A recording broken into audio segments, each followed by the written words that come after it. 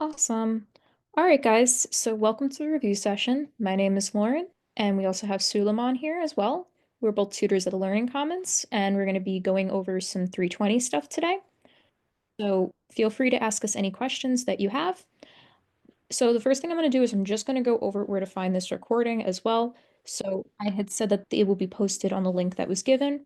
So if you take a look over here, right, this is where that link leads to.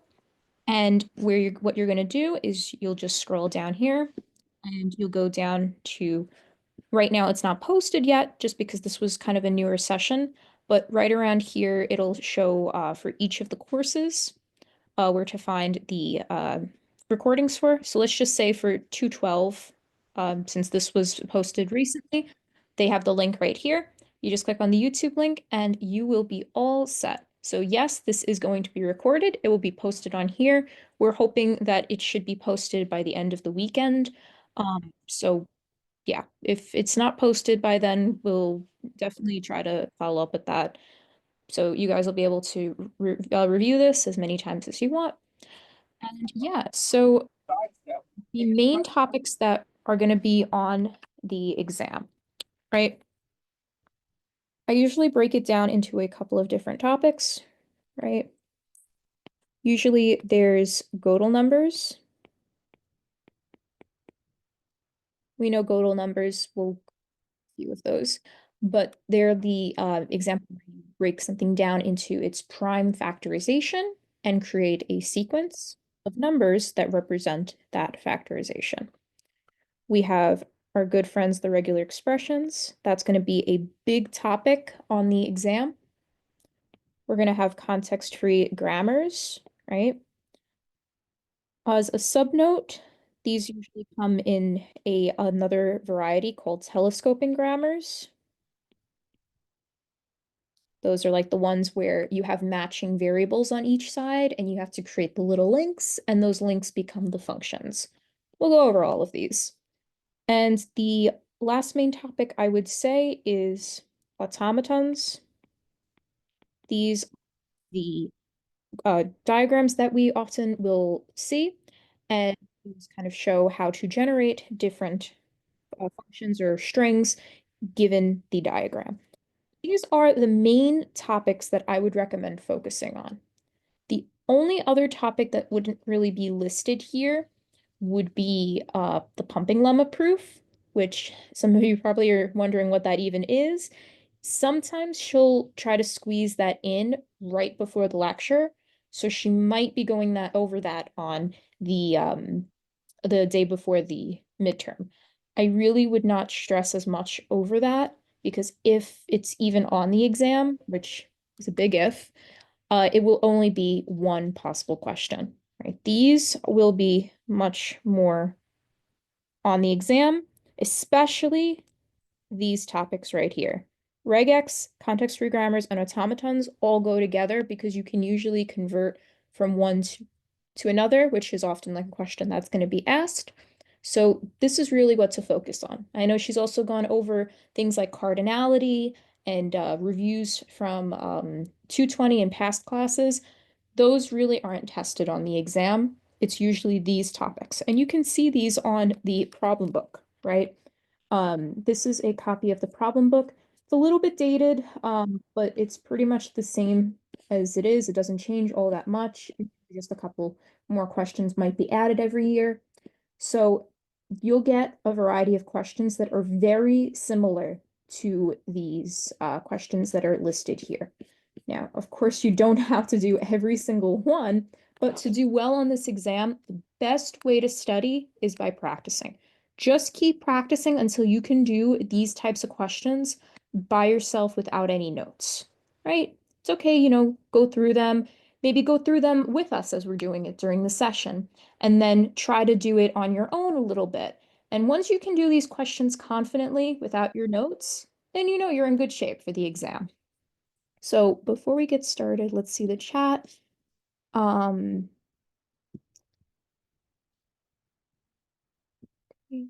and also, yes, her midterms are graded out of 60 points. So that means that you have to answer every single question to get a score or even to pass.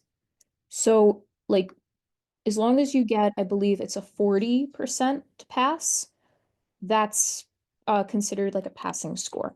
Not saying to aim for that, but there is a lot of room for error here. So if there's like one topic that maybe you're not like understanding as much, chances are you can focus on the other topics more to compensate for that. So it's her exam is very passable if you put the work in. If you do these problem book questions, then you'll be able to do very well on this exam. Yes, you can pick and choose whatever questions you want. I just want to point out that even though her exam is out of 60 points, she'll give more than 60 points worth of questions. So there's more than a possibility that you'll get more than 100 on this exam. So if I were you, I would try to aim for as much as you can. If you struggle on one thing, go for another. But the more you get, the more it'll help. It won't that be detrimental towards your score. Yeah. So you want to try to get as much right as possible. So if you know that you're good with like regular expressions and grammars, but maybe you struggle with automatons or they take you longer to do, try to maximize the points. Do whatever is easy for you, get those points, and then go to the harder questions. Just try to use it as much time as you can because she's not going to give you a lot of time. Most people are not able to finish her whole exam, and that is okay. You just need to do as many questions as you can do. That's why she gives way more questions than you need to pass or even get 100 on. So do what you can do.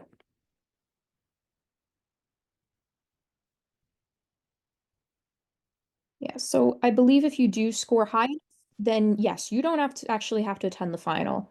So there are people that I know that literally will get a high enough score on one or two of the exams that they don't need to take the final, right? On her syllabus, I believe she has this grading scheme on like exactly how she grades it.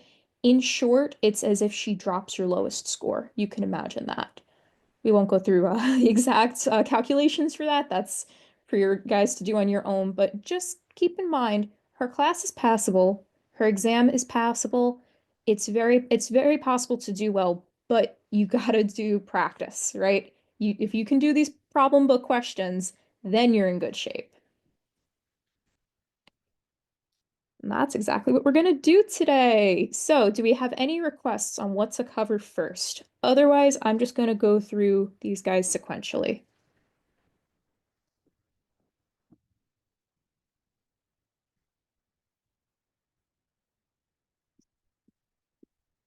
Sequentially? All right.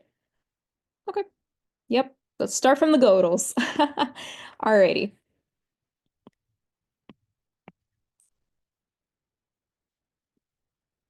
Okay, so first things first, I'm just going to go quickly. What are Gödel numbers and how they work, right? In case it's been a little while.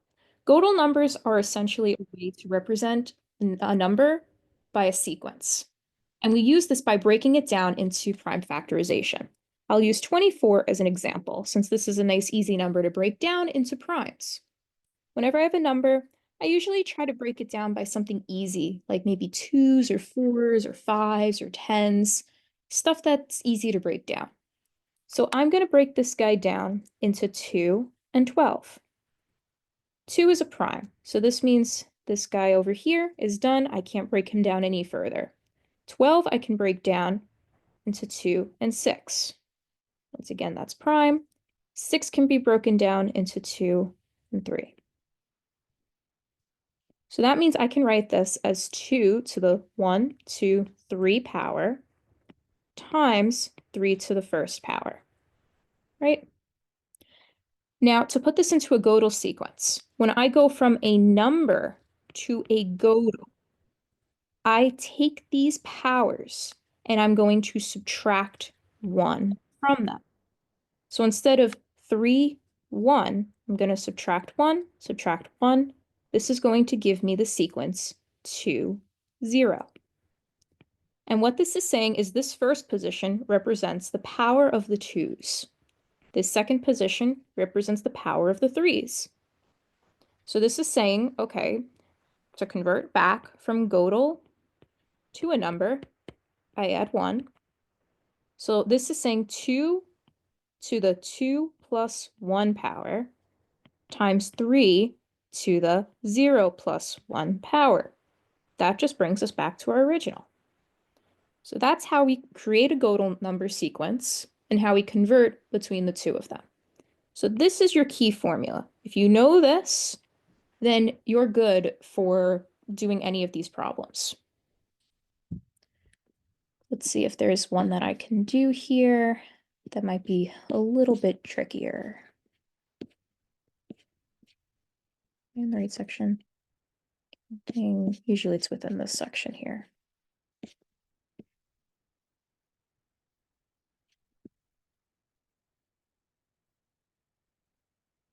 Ah, okay, this is a good one to do.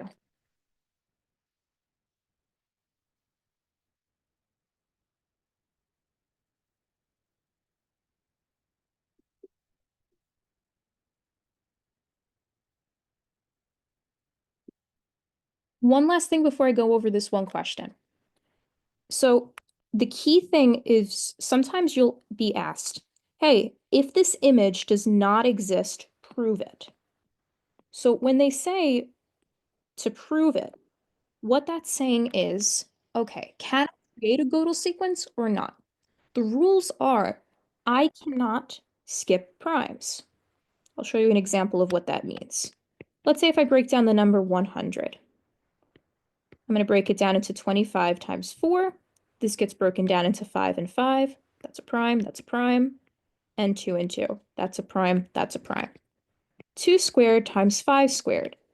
Okay, well, I have a bit of an issue here. In my traditional Gödel sequence, this number represents the 2's, this one represents the 3's, this one represents the 5's. I have 2 over here, so I use my formula, subtract 1. That becomes 1 in the 2's place. I also have 2 in the 5's place. Subtract 1, that becomes a 1. What do I put in this 3? I cannot skip primes, meaning that this is an invalid Gödel sequence. This is what she wants when she says, hey, if this is not a real Gödel sequence, prove it. Okay, I just proved it. Can't skip primes, and there's no 3 in this number 100. Therefore, it can't be written as a Gödel sequence. So what that's like an example in which you don't have a Gödel sequence for. So now we're ready to do this problem, right?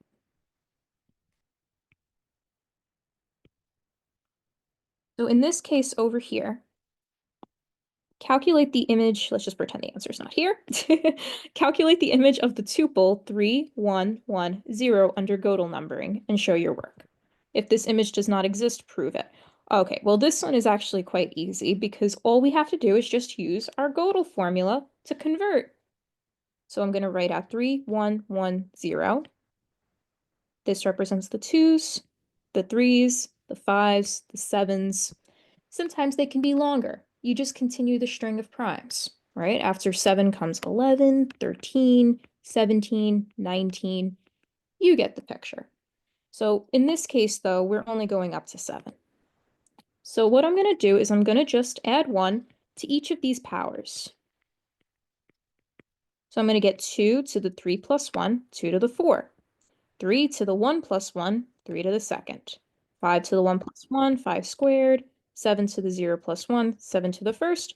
Multiply these guys out and you will get yourself your answer. So I'm not going to do that part just because it was already done here. Not going to spend the time on that, but it's just simple multiplication at this point, and that's what we did over here. And that's how you got this big number.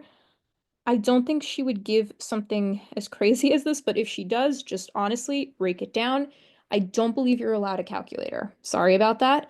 But if anything, just try to break it down as much as possible. Okay. Lauren, after we do this question, there's another image in the chat. We could do that one after this one. Just want to let you Oh, I know. love that problem. It tricked me up all the time. I think this We is the one I had for my first exam.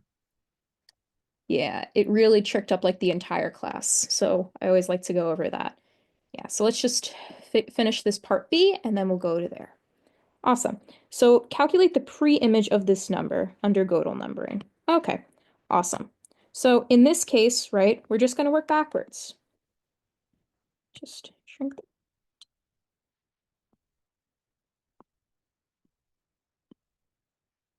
All right. So this time it's going to be 14700. Wow, that's a lot of numbers there. Well, whenever I get a number like this, again, break it down. Look at this. It goes evenly into 100. Well, we just found the prime factorization of 100, right? So we can actually break it down into something like that, right? So if I were to say 100, and then if this was divided by 100, I get 147. 100 can easily be broken down into 25 and 4, 2 and 2, 5 and 5. Just like that, we cut it in half. Great. Now we have 147. All right, well, this is going to require a little bit of thinking. So just to speed things up, I do have a calculator on me. If this is a question that's going to take you a long time, it might be good to leave it till the end. All right, cool. I'm going to just say divide by 3. That does indeed go in. 3 is a prime. And so are these guys. Awesome. 49. All right, well, that's an easy one to do, right? It's just a perfect square, 7 and 7. Boom, primes. We got ourselves 2 squared plus 3 to the first plus 5 squared plus 7 squared. In under 30 seconds too. So this is one way that we can break this down. The great part is that there's no right or wrong way to break it down because in the end, you're only going to have one prime factorization for every number. So now I can just break this guy down into my Gödel sequence, right? I subtract 1 from each power, so 2 minus 1 is 1, 3 minus 1, I'm sorry, 1 minus 1 is 0, 2 minus 1 is 1, 2 minus 1 is 1. So we know that this is for the 2s, the 3s, the 5s, and the 7s. This is our Gödel sequence. Crazy how you can break down this giant number into this simple sequence.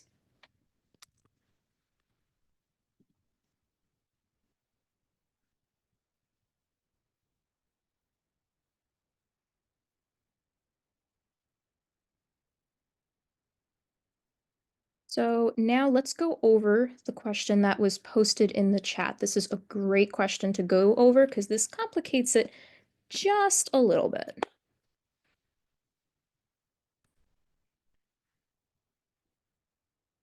Copy and paste that in.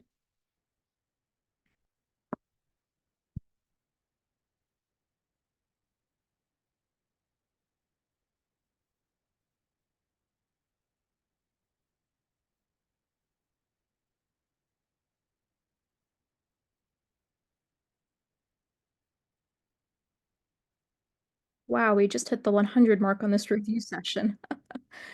That's a lot of people. Don't know why this is not zooming in. All right, that's good enough. All right, so this is going to just complicate things just a little bit. First things first, we have let S be the set of exactly those sequences S of natural numbers whose image G of S under Gödel numbering satisfies all the following conditions.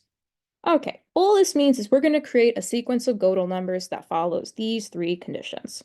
It must be divisible by 35, cannot be divisible under 33, 28, or 25.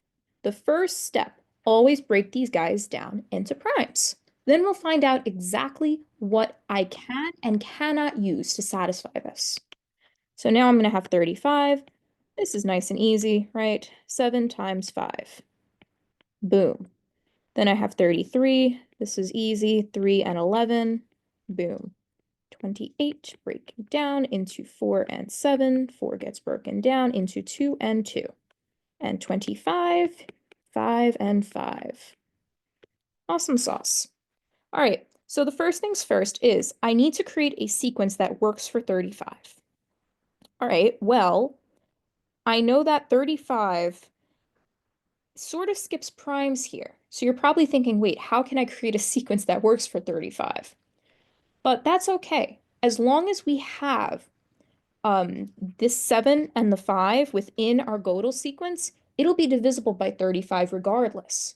So even if this number ends up being something like 2 times 3, right, because we need these guys, times 5 times 7, because it has this 5 by 7, it's divisible by 35. This is the bare minimum that we need for it to be divisible by 35. So I'm going to just make this guy into a Gödel sequence. All right, well, once again, this is the 2's place, the 3's place, the 5 place, the 7 place. I'm going to leave a little bit of room there just so you'll see why. I'm going to do 1 minus 1 is 0, 3 minus 1 is 0, 5 minus 1 is 0, 7 minus 1 is 0. This sequence will give me a number that is divisible by 35. Okay, cool. Now we need to know, okay, what can't I have here to make sure that it works for as many numbers as possible except these guys? All right, well, 33, right? He has a 3 and an 11 in here. Oh no, there's a 3 over here. This is 1/2 of what 33 is, right? This means that because I need this 3 to make a valid Gödel sequence, I am prohibited from using an 11 in here. If I use an 11, right, we know 2, 3, 5, 7, 11 would have been the next prime. If I put an 11 here, this means I have a 3 and an 11, I can make 33. I am not allowed to use 11 in this case. Okay. Now also, in this case, I have a 28. 28 has a 7. I have to use a 7. So I have 1/2 of what I have here. Because of that, what's the other half? I have 2 2's here. Well, I need 1 2 here because, again, to make a valid Gödel sequence. So that means if I had a sequence that looked like this,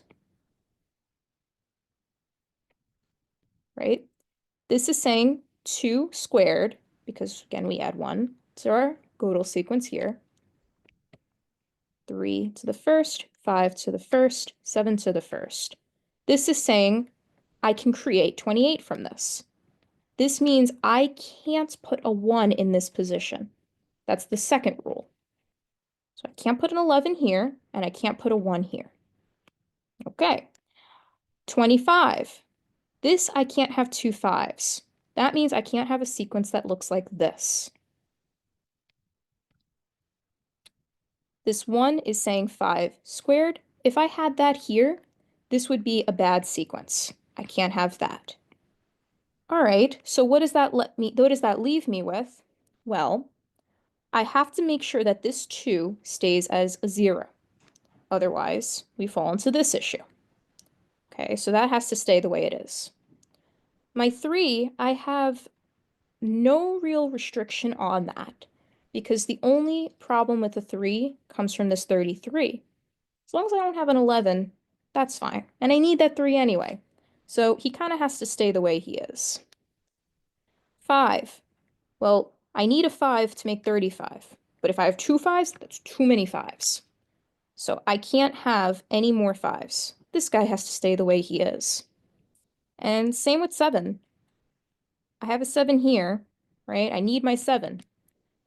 The only other place that has a 7 is here, but as long as I don't have any 2's here, like the 2 2's here, which again, I can't because I can only have 1, then I'm fine with just my 7 on its own. So I can keep that the way it is.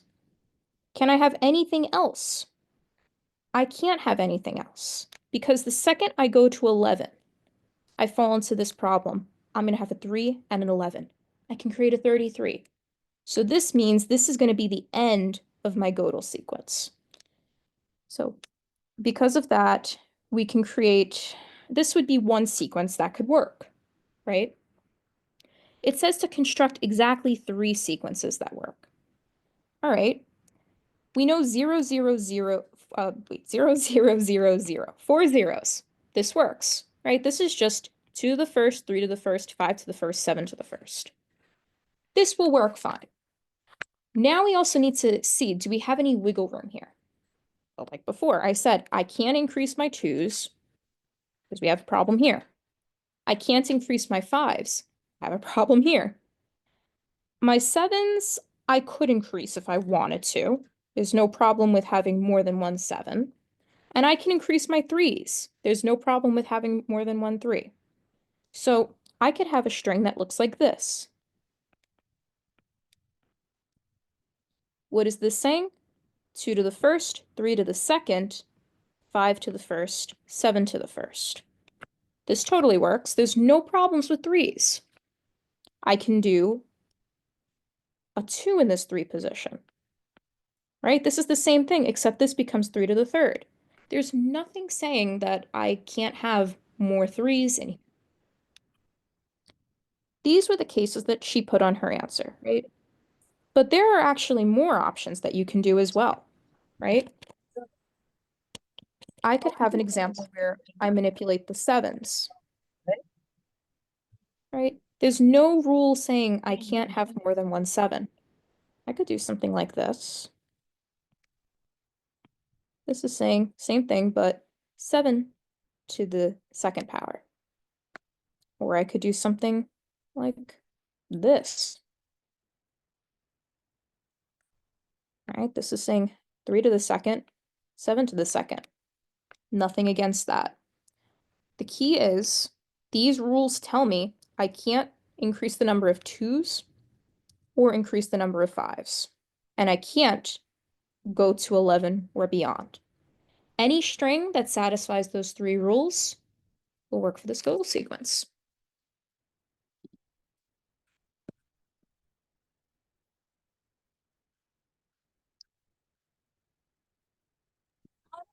Multiple. Do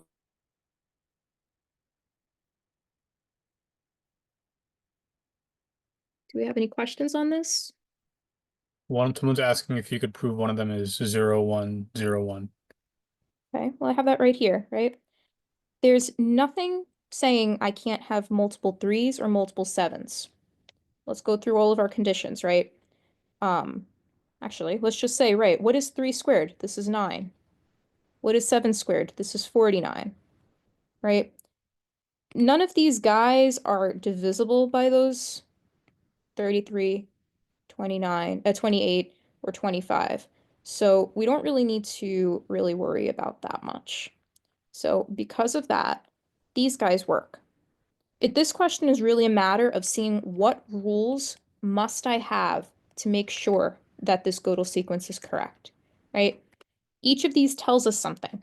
This says I can't go beyond more than 1, 2. If I have two 2s, I can make a 4, which goes into 28. This tells me I can't have two 5s because that makes a 25. Got a problem there. 33, I can't have an 11. Otherwise, we have a problem there. So I can have as many possibilities, really. I can increase my 3s and my 7s as much as I want. But for these, just keep it simple. These are totally fine. She just increases the 3s, right? These are just 3 possible answers. There's multiple answers for these. Yeah. And to prove that they work, you just multiply them out. So literally what I just did there, right? We know that these convert into this. That's 2 times 3 times 5 times 7, right? If we increased this 3 by 1, this becomes 3 squared. Increase it again, 3 to the third. This totally works. Likewise, if she asked the opposite, if it's something if it didn't work, right? If I put an 11 in there, let's say, this 3 times this 11 would give me 33, which is bad. So that's kind of how you can prove that.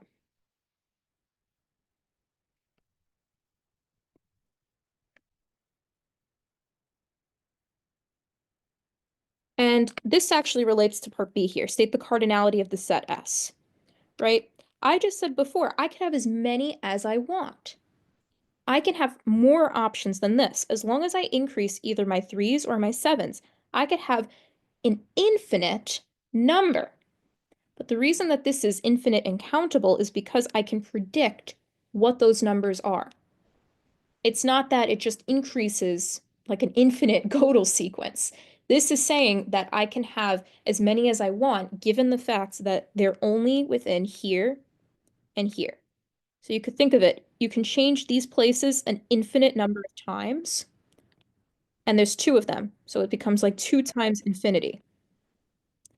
So that's how we know that it would be infinite and countable in that case, right? And we can see her instruction is saying contains 2 with the exponent of 1 only, but 3 and 7 with any positive exponent. Meaning, I have to make sure that 2 and 5 stay here. They must stay with 0. They must stay as an exponent of 1. But I can change 3 and 7 as many times as I want.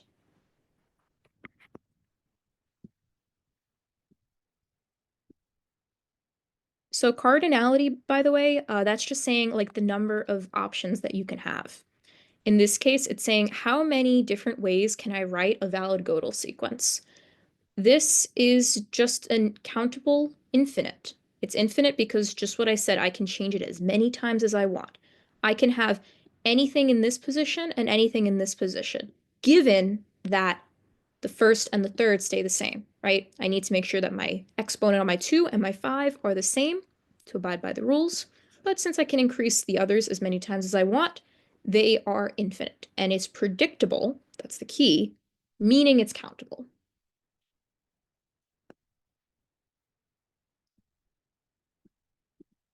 Okay, let that sink in. Alrighty. Yes, if it's predictable, that means it's countable. If I had, let's say, an infinitely long Gödel number string, that makes it very unpredictable. You can think of going back to, I think, Math 120. There was an example where you had every type of rational number, which became kind of, actually, no, I think that was countable. Um, Forgot exactly what it was, but think of like every single decimal number that you can think of, right? You could have 0.01, 0.001, 0.002, etc. So because of that, there's too many. So yeah, the set of rationals is uncountable. If it's something that's even beyond your counting, that's when it becomes uncountable. The series of integers is countable. I mean, if you really, if it came down to it, you could count from like 1 to a million or a billion and on and on and on. Yeah, so uncountable, right? I'll just go over something really quick like that. So with rational numbers are like your fractions and stuff, right? I'm just going to use decimals in this case just to make it a little simpler. I could say 0.01, 0.02, 3, 0.4, etc. These guys can also be 0.01, 0.02, 0.03, 0.04, 0.001. You see how you can just keep breaking these guys down, and there's no real rhyme or reason on how you can really count them. There's too many options. On the other hand, if I had regular integers, 1, 2, 3, 4, and on. You always know that after 1 comes a 2, after 2 comes a 3. Here, how are you supposed to count them? Because you can break them down a million times. That's uncountable.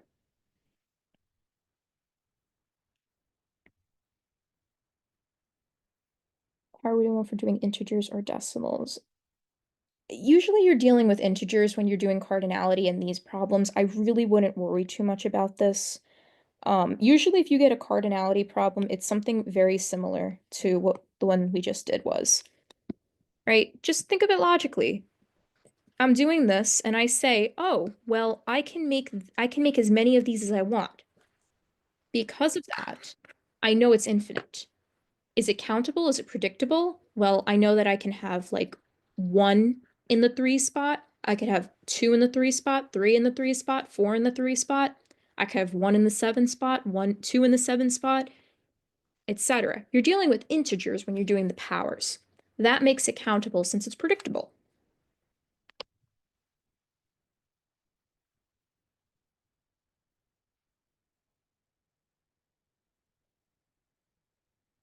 Someone raised a hand?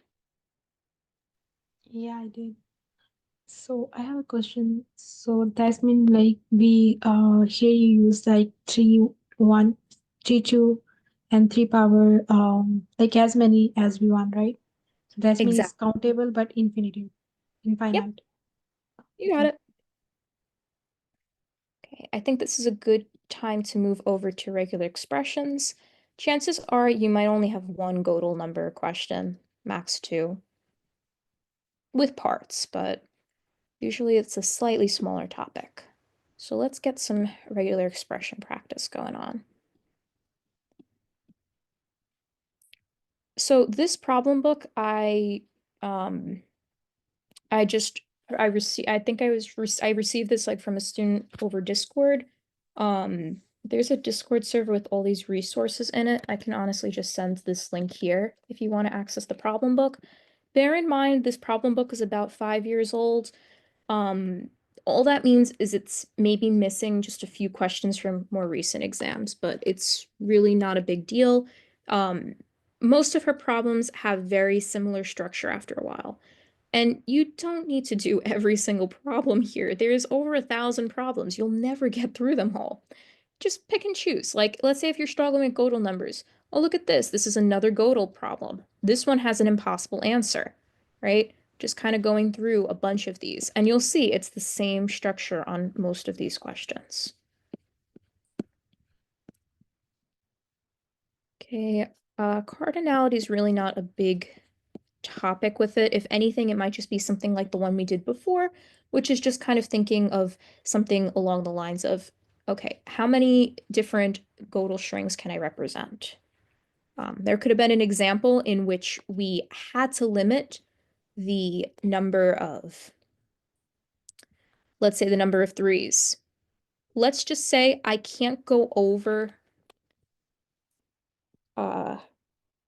in this case, I don't know, let's just say that we had a limit. My number of threes can't be more than three. So it has to be less than 3 to the fourth. If that's the case, then that means I can't increase this past the 2, right? Because if I were to make this sequence, right, 0, 3, 0, 0, that means it gives me 3 to the 4, and I have to have something less than that. So if you have a limitation and you can't increase the number of your power past a certain degree, let's say in this case, and also because the sevens as well, let's say the sevens as well, you also couldn't do that. That limits you, and that makes it finite and countable because there's a limited amount that you have. So you can only have a certain amount. I can only have the combinations 1, 2, 3, right? And then also switched with the sevens as well, right? So with that being said, if you can count the total number, if let's say every single spot had a limitation like this, that makes it countable.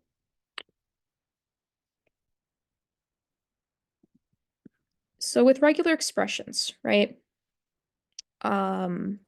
You might get a problem like this, right?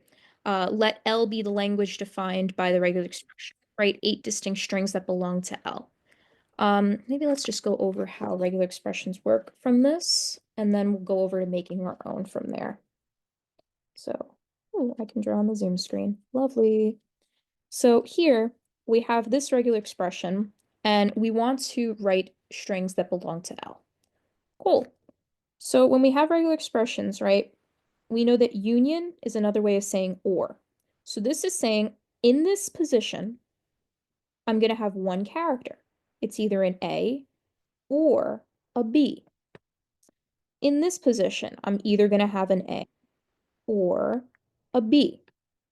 In this position now, on the other hand, I have a star. A clean star means 0 or more. So what that's saying is I can have no character here, or it can have an infinite number of A's or B's. So thinking of a character like that, I know these two are mandatory. These don't have a star. This is one character, and this is one character. I could choose something like an A from here and an A from here. String AA. I could choose an A from this one and a B from this one. AB. A B from this one, an A from this one, on and on and on. Now I could also say, maybe I don't want this star to be 0. Maybe I want this to be 1. I could create a string like A from the first character, B from the second, and another A from the third. Or I could make it even longer. An A from the first, a B from the second, and let's say I have a few characters from here. I'm going to take an A, B, a B, an A, on and on and on. All that this means is that I must have these first two characters. They must be an A or a B. Anything that comes after that can be any number of A's or B's. So all you need to do is just create a couple of different strings that work. These were some that she used. You can use any that you want. You're just going to write 8 distinct strings. Now, write 8 distinct strings that don't belong. All right, well, in this case, right, this is something that you can't generate from this regular expression. Well, I know that I need to have at least these two ones here, right? Meaning that if I have a string with nothing in it, that definitely can't come from this. This and this don't have a star, so they're mandatory. I must have a character from the first and the character from the second. So if I have an empty string, aka a lambda, right? Lambdas mean just an empty string. That's not going to work. Okay, what if I only chose one character? I chose an A. That's not going to work. If I chose only a B, one character, that's not going to work. At this point, we've kind of exhausted our options because we have a string that does not have at least two characters, meaning 0 or 1 characters. There are only 3 options for this. So this is a trick question, right? 8 distinct strings. Well, there's only 3. Sorry, there's only 3 strings that work for this. An empty string or a string of 1 character. This is how regular expressions work. Let's go over a problem where we have to create our own regular expression. The length is 2. Yes, so the length of my string must be at least 2 or more. And we can see that because the A or B, the first set and the second set of A's or B's, must happen.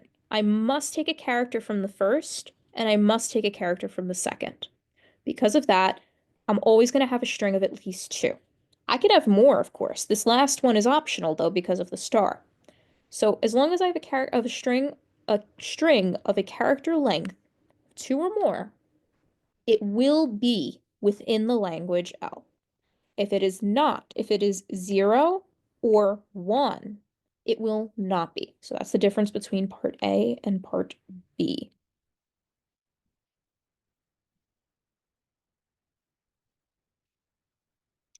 Okay, let's go a question. Oh, yes, we got a question. Yeah, so for example, if we have only A union B and A union B concatenation, so in that case, we can have like A, and then we can have like A and then AA. We can start with A, right? If we don't have Yes. the So A union in the middle. if we had a string like A and then AA, this A comes from the first character, this Mm-hmm. A comes from the second character, and this third A comes from the part with the star. So your star is equal to 1, meaning 1 character came from this part. Yeah, but I'm saying like in case like if we don't have that one, like in the middle, we only have A union B and then A union B in concatenation. So in that case, we can start with A, right? Only A, because that concatenation can be 0, 1, 2, 3, anything, right? You mean something like this? Yeah. And A union B concatenation. Like the second one is concatenation. Yeah, so this part here, the fact that they're right next to each other is concatenation. So this is just saying a string of character length 2. So I can choose something like AA. I could choose something like AB or BA or BB. There's 4 total strings that I can use for this. Because this doesn't have the star. So this makes it infinite, right? Going back to Mhm. cardinality, that star makes it infinite. Okay. Okay. Any other questions? Would B, A, B work? Yes, it would for this, right? The first B comes from the first character, the A comes from the second, and the last B comes from the star part. Yeah, you could have literally anything as long as it has at least 2 or more characters and it has A's or B's. So if we had C or D, then it's literally just the same. It's just you have more options, right? Union is or. Concatenation, if there's like parentheses between this is saying one character here, and as many instances of one character here. So let's go over creating one of our own. Since you're going to be asked to do both of them on the exam, right? You want to know how to create your own as well. Lauren, there's a request for 54 and 56. You scroll up. Yeah. Oh, sure. Okay. So 54, and then is 56 the same? I think we could do one of those because they're both technically the same question. Yeah. All right, let's do this one's a little longer, so let's just do that. Maybe it's more confusing. Okay. Because then I would like to go over like creating our own as well, because both of these kinds of questions are asked on the exam. All right. So let L be the language defined by the regular expression, and we're going to write 10 that work and 10 that don't work. So now it's a little more complicated because we have A, B, and C inside of our language. So first things first, I want to break this guy down. Whenever I see parentheses, I immediately think, okay, this is one character, and these are the different options. This is one character, but it's surrounded by a star, meaning that I can have technically 0 or more instances of this one character.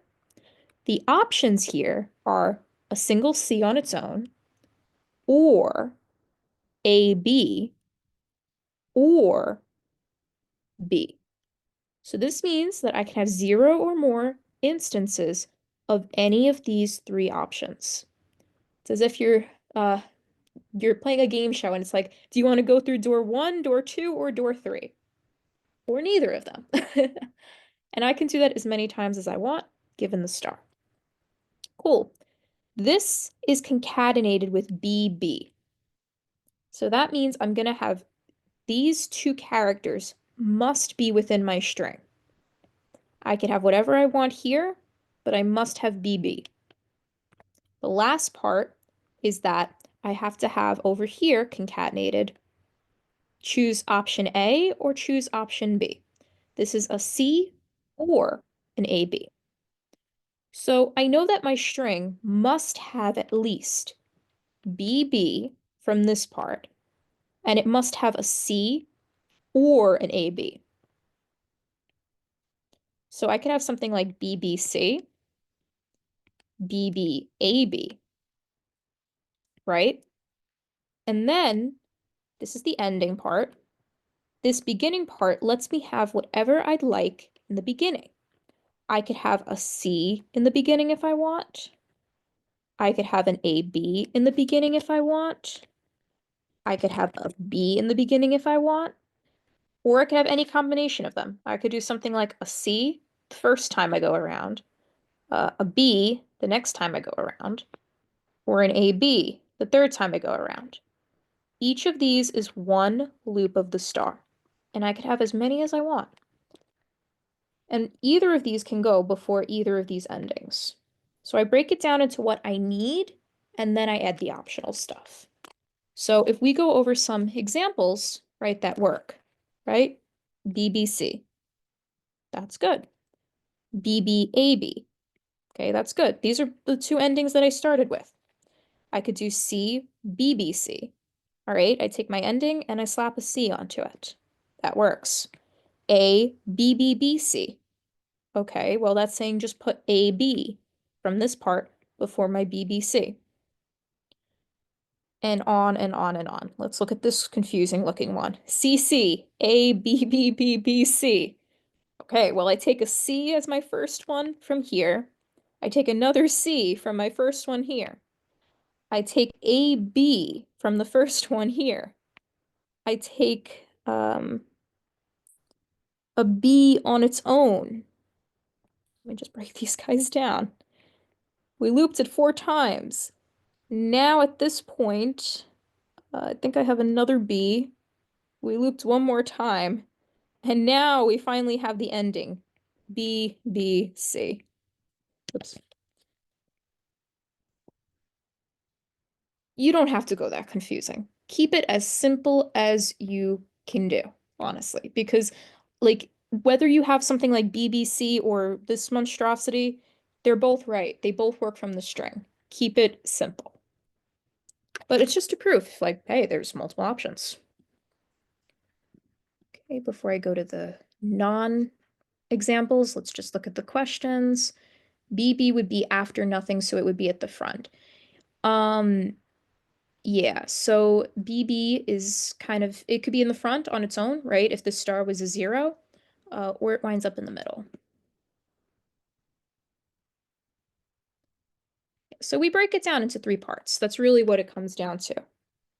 This part over here, this part over here, the BB, and this part over here. So that's how I broke it down. Now if we go to the examples of what is not an example, right? What does not exist in the language?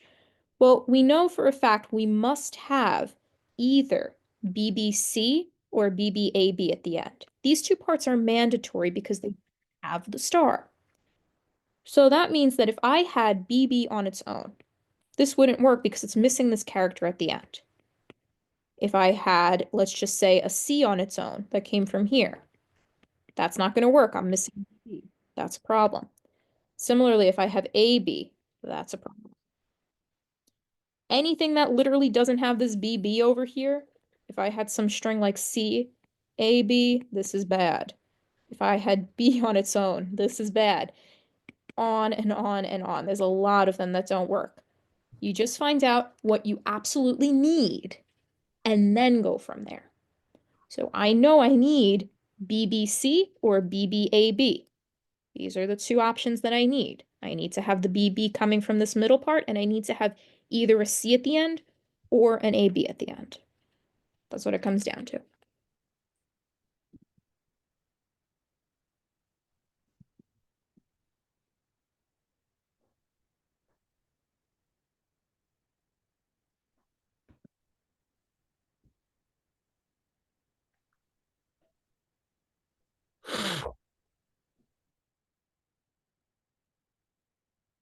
Okay. Let me clear this out. Let's actually really do one that has regular expressions in it. I know someone asked about cardinality. I wouldn't stress too much, but just to know, these 2 examples, if it was asked, hey, what's the cardinality of these guys? These guys are both infinite, right? We know that because we could have an infinite number of possibilities. This one, the one that exists, where does the infinity come from? Well, it comes from this first part with the star. The second I see a star, it's infinite. It's 0 or more times. This ending part is going to happen no matter what. So I know that I'm going to have a string of at least length 3, right? The smallest string I can generate is BBC. So anything of 3 or more of a length is going to work. And there are an infinite number of possibilities with that.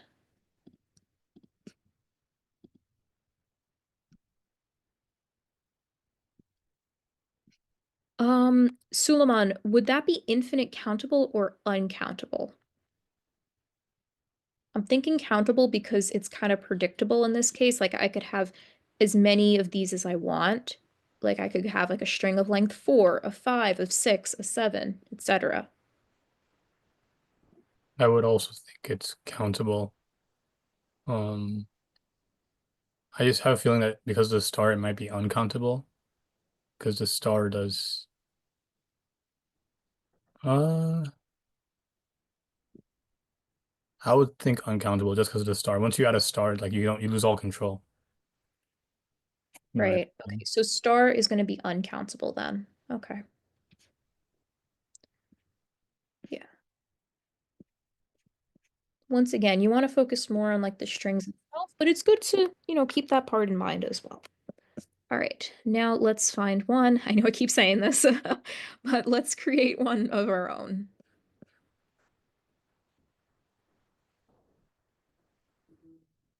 Ooh, this one looks fun. All right, problem 69. You guys can laugh.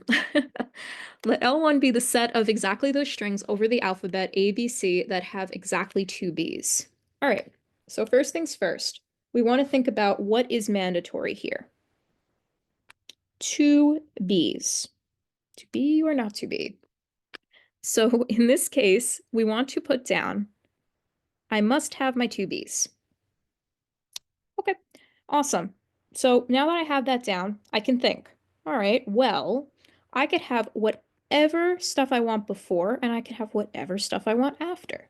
Whenever I say whatever stuff I want after and whatever I want before, those are going to give you a clue of stars, right? 0 or more characters. The thing is, I must have exactly two Bs, so these can only be an A or a C. But I can put a star on them because this is saying as many A's or C's as I want. Okay, now I also need to keep in mind that it doesn't say consecutive 2Bs. It's not saying like the substring. If this said the substring 2B, then this would be the answer. But I also need to keep in mind, what if there's something in between these Bs? So with that being said, what I'm going to do is I'm going to say B, leave some room, my other B, and in between of these guys, I'm going to sandwich as many A's or C's as I want. Now I can generate whatever I want from this string, from this regular expression. My two B's are cemented in there, and around them I have optional A's or C's, right? It's as if you're going to make yourself a sandwich, and your sandwich wants to have your favorite meat in there or something. You absolutely want to have two. Let's just say we're making a ham sandwich. You want to have two slices of ham, right? Here and here. And I'm going to surround it by an optional number of cheese or something else with it. And that's where we have the A's or C's stars. Question. Yeah, what if they said like exactly two B's in the middle? So that time we still need to add A union C concatenation in the middle. If it said instead of exactly two B's, if it said the substring BB, this is a question that might be asked as well. This is saying it must contain the substring BB, right? So if that's the case, it's no longer exactly two B's. So instead of having actually A or C, right? This is saying I can have any other number of B's. I just must cement the fact that I have BB here. This is what you need in your sandwich. So if you're having a ham sandwich, you want to put your slices of ham right there. On the other side, I could have as many A's or B's or C's as I want. The reason this one has the B's and this one doesn't is because this one said exactly two B's. This one just says contains the substring BB. No restrictions on the number of B's otherwise. So these are two ways of doing very similar problems, right? You're just putting down what you need to have. In this case, two B's, exactly two B's. In this case, the substring BB.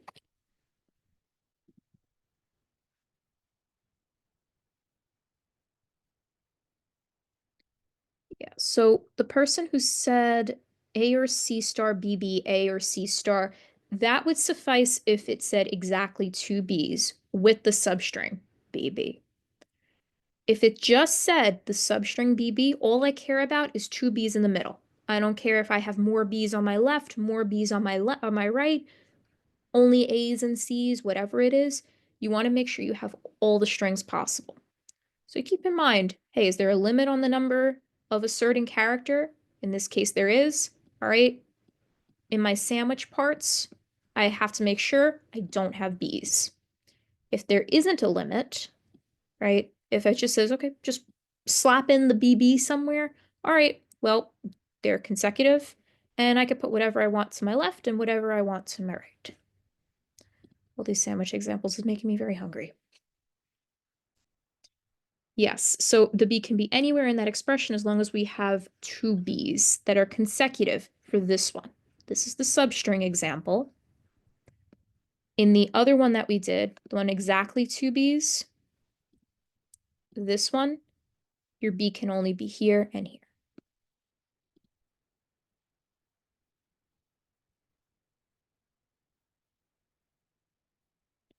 Okay, does that make sense? Too many B's. Okay. And for the countable and uncountable, I know that can be very confusing. You are not alone on that. Whenever you think of a star, right? This is the best way to kind of think of it. A star is 0 or more, meaning I can't control the number I got. I could have 0, I could have 1, I could have 2, I could have 10, I could have 30, I could have 1,000,000. This makes it infinite. The problem with the star is we also lose control. I can say that this has 1, I could say 3, I could say 1,000,000, I could say as many as I want. It's no longer countable. Something that was countable would be if, let's say, it's like the Gödel number example, right? We can kind of control exactly where we increase where we change our string. This we lose our control. The star is an arbitrary value of 0 or more. In the Gödel sequence, we know we can increase this and this spot. Because of that, it's controllable. This is not controllable. This says if you give a star, it's as if you're giving someone the ability to print out as many copies as you want. And that could be very expensive if you're on your cue card. So because of that, you lose control when you have a star. In this, you know I can only increase here and here. So it's much more controlled.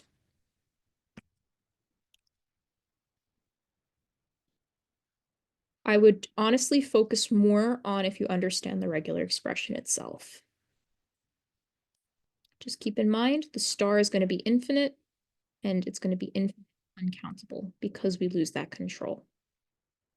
If it's something we can control, like the Gödel numbers, we know we can only change here and here. That becomes countable.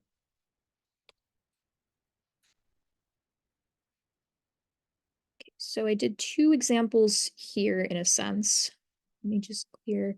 Yes, there's a question.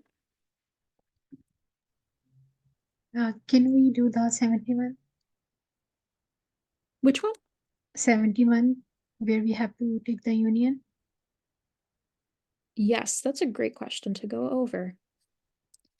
All right. So regular expressions can be combined. And that's what we're going to be doing here. So in this case, right? See the green? Yeah. Okay. In this case, we're going to be taking L1 union L2. L1 is this guy, L2 is this guy. So what does L1 say? A or B, so I have one character here that I'm guaranteed. I then have a character here and a character here. But these two characters are surrounded by a star, meaning that it's always going to be in groups of 2. So if this star has a value of, say, that means I'm going to have a character here and 2 characters here. If my star was equal to 2, I'm going to have 1 character here, 4 characters here, 3, 6 characters here, on and on and on. You increase in groups of 2 with the star, and you always have this guy over here. So if we think of this as, we might have gone over this example in one of your classes before, or even if you're creating a code example, right, is this is the example of 2n plus 1. 2n is always going to be even, and we add 1. This is always going to equal an odd number. Okay. L2, on the other hand, is saying I have a character here, I have a character here, and I can have as many characters as I want here. Okay, so I could get something like A as my smallest string, and then I can do whatever number of characters I want here.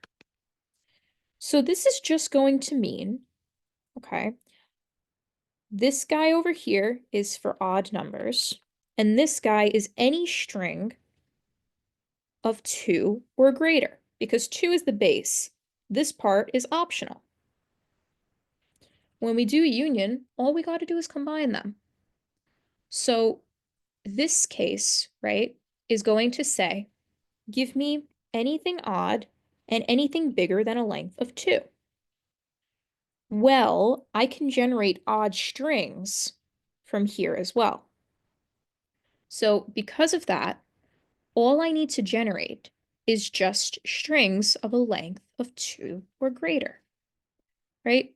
It's combining all of the strings that are 2 and greater and combining them with all of the odd strings. You put them together. You just add them together. It can be this or it can be this. So because of that, I can generate anything from this overarching one. So I can actually just simplify this as just creating 2 or greater strings. Actually, wait,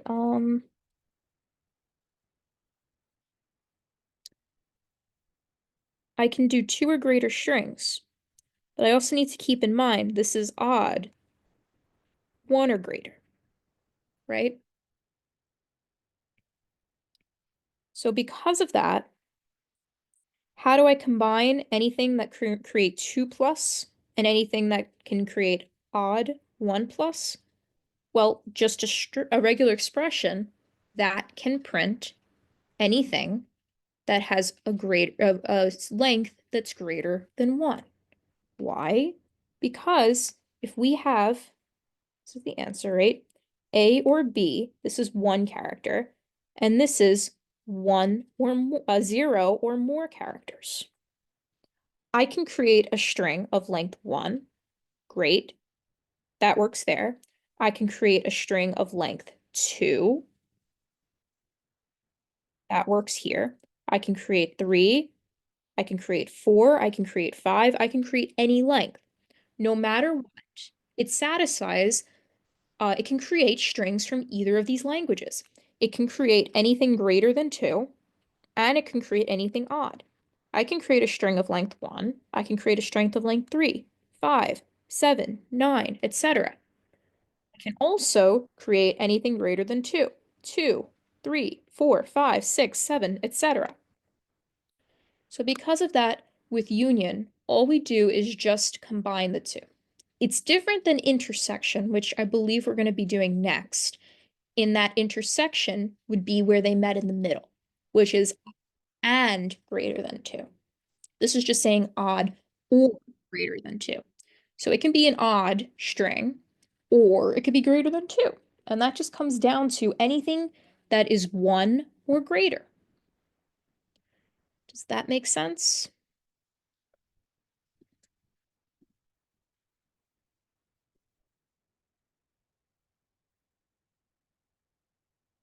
Yes, so the intersection would be anything of length 3 or greater. It's a great point. So I'll also do that one as well. So in that case, right, this is saying if we have our little Venn diagram, this is 2 and greater, this is odd. This is saying anything that's 2 and greater and odd. Okay, well, the next odd number that's bigger than 2 is 3. So this means anything that has a length of 3 and is odd. So if we wanted to create something like that, right, I can create a string that looks like this. First, it must be 3 or greater. So let me say A or B, A or B, A or B. Boom, I have a string of length 3. This part is mandatory. Now, to keep this odd, right, I want to add it in groups of 2. This part here. This part, A or B, A or B, star. These guys are concatenated, by the way, just running out of room. This is saying I start with a length of 3, I add 2. My next string will be a length of 5, add 2, 7, add 2, 9, etc. This solidifies that I have a string of length 3 minimum, but this star recursive allows me to go further than that in groups of 2. And whenever I add 2 to an odd number, it's always going to stay as an odd number.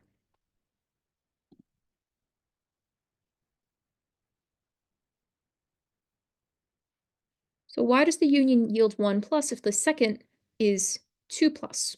We want to combine every possibility. And this is saying odd, but it has to be at least length 1, right? Because 1 is the smallest odd number. This is just saying it has to be 2 plus. So that means I take my smallest number it can be, 1 plus, and I put this into this condition over here. So it must be able to generate a string of length 1 because that's what's missing from this guy. And we add them together, essentially. Yeah, so you look at the good strings and you kind of go from there.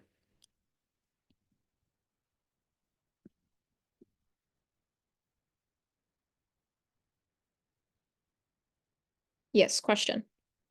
Yeah, so because the first one, L1 is saying like A union B, A union B, and we must have A union B, right? And this can be 0 or more than 1 or 2 or 3, right? So we're gonna combine both of them. And the second one is we have at least 2, the length of the character at least 2, right?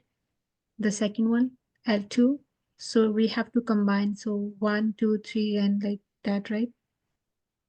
Yeah, so this has always a group of 2. This is going to be odd, but at least have this 1. Mm-hmm.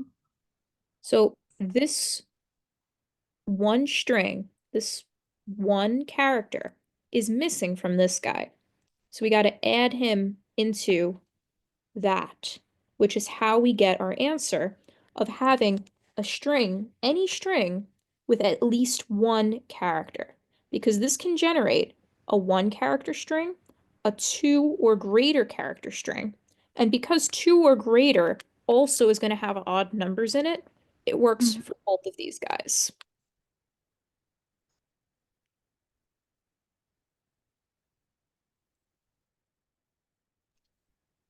Okay, questions?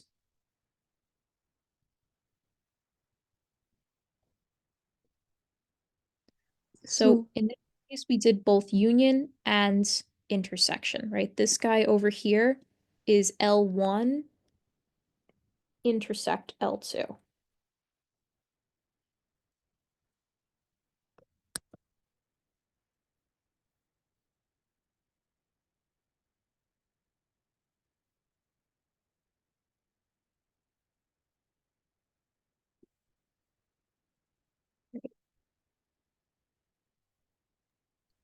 Lauren, could you send the Google Drive link to the problem book in the chat one more time? Sorry. I got you.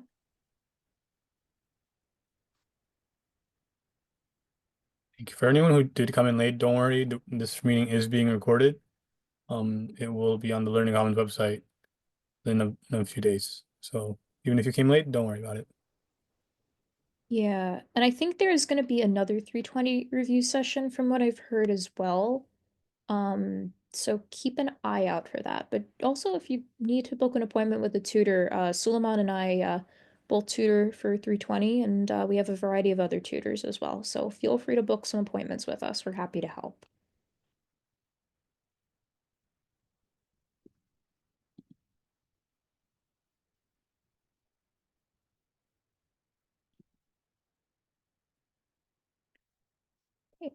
Yeah, so this is I mean, this is the book that I've been using. It's just a little dated, but yeah. The next session, I don't know. I think it's probably just going to be whatever you guys want to go over. So, yeah, we're not 100% sure on this. We just know one of our fellow tutors was interested in hosting one with if you know Andrew Martin, he's the one of the tutors here. Yeah, if anything, I think he wants to do it in person, but maybe we can set up like a live stream or something. So, but yeah, if you guys need help, like feel free to book appointments too. Like you guys can have like personal tutor sessions as well. I am using this book, the one that is posted above. This is the only one that I have right now. Yeah, I'm on problem 71. Let me clear my screen.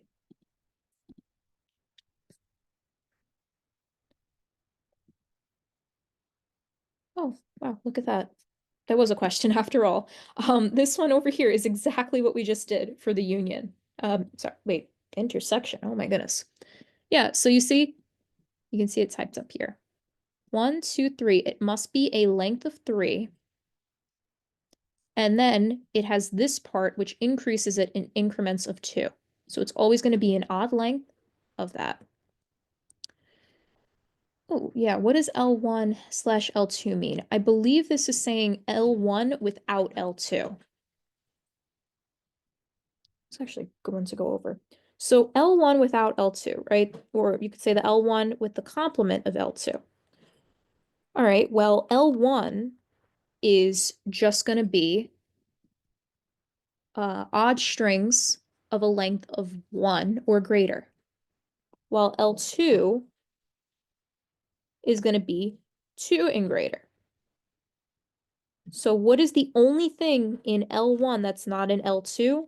A string of 1 character. That's how we get just A or B in this case. If it was the opposite way around, L2/L1, this is saying everything in L2 without anything in L1. So if we had an example like that, we know L1 is odd, 1 and greater, and this guy is just 2 and greater. So this is just saying 2 and greater, but it can't be odd. Okay, that just means 2 and even. So what I can say is A or B, A or B. That solidifies it, saying that it must be at least the length of 2. And then I have the other part, right, that says increase it in groups of 2 to keep it even. So this is saying at least 2 characters, and this is going to increase it 2 times n characters. So it's literally just saying everything in L2, which is just a length of 2 and greater, without anything from L1, without any odd strings. That just translates to 2 plus, and it must be even. So this one was L1/L2. And this one was L2/L1. So you can kind of see the difference between both of them.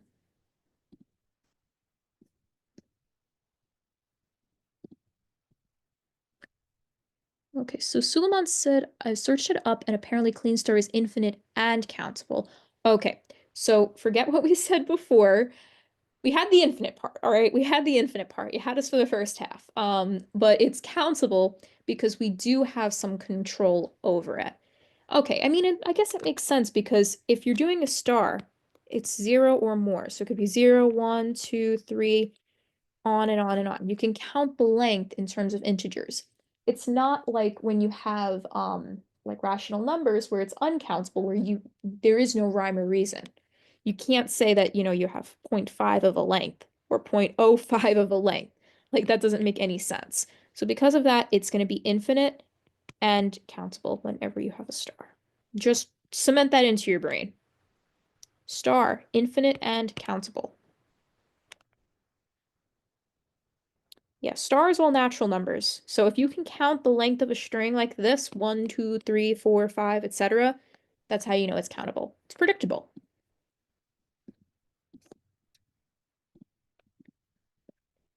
Okay, I would really like to get to grammars, honestly. I feel like we've been only through two topics at this point. Um, but do we have questions more about regular expressions, or do we want to go on to grammars or automatons? Yeah, context-free grammars before we run out of time. Yeah, I think so too. We'll probably go a little over if you guys want, honestly. I'm fine with going over a little bit too. So, um, let's see. Grammars.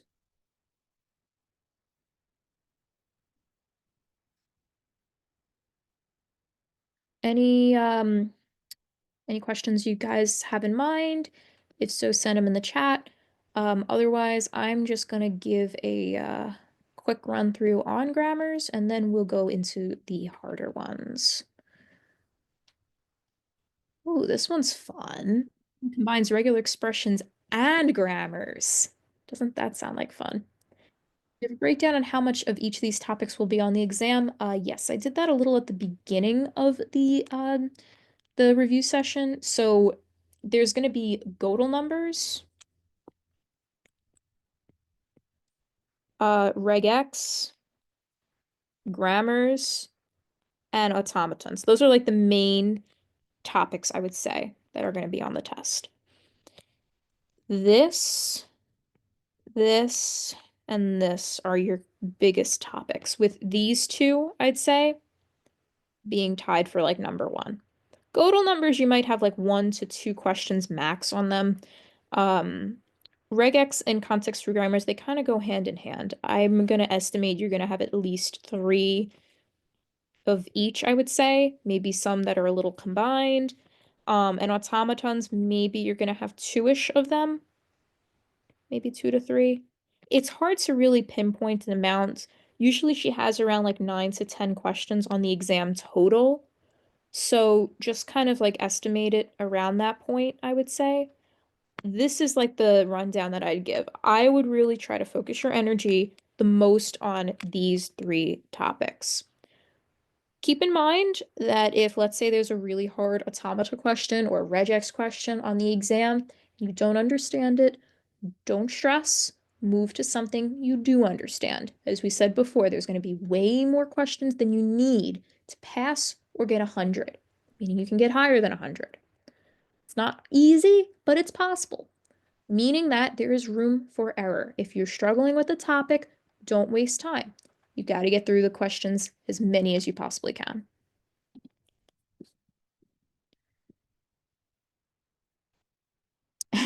Yeah, Ivan, grammar is equal to VEPS. We're going to go through that and how to get a little bit of partial credit. There's going to be 9 to 10 questions about, I would say. Her partial credit's kind of all over the place. I think writing something's a little bit better than nothing, but don't be surprised if she writes a garbage can on your exam, because she's done that before. She's literally said that your answer is garbage. I love Obrenic. She's so funny. So, yeah.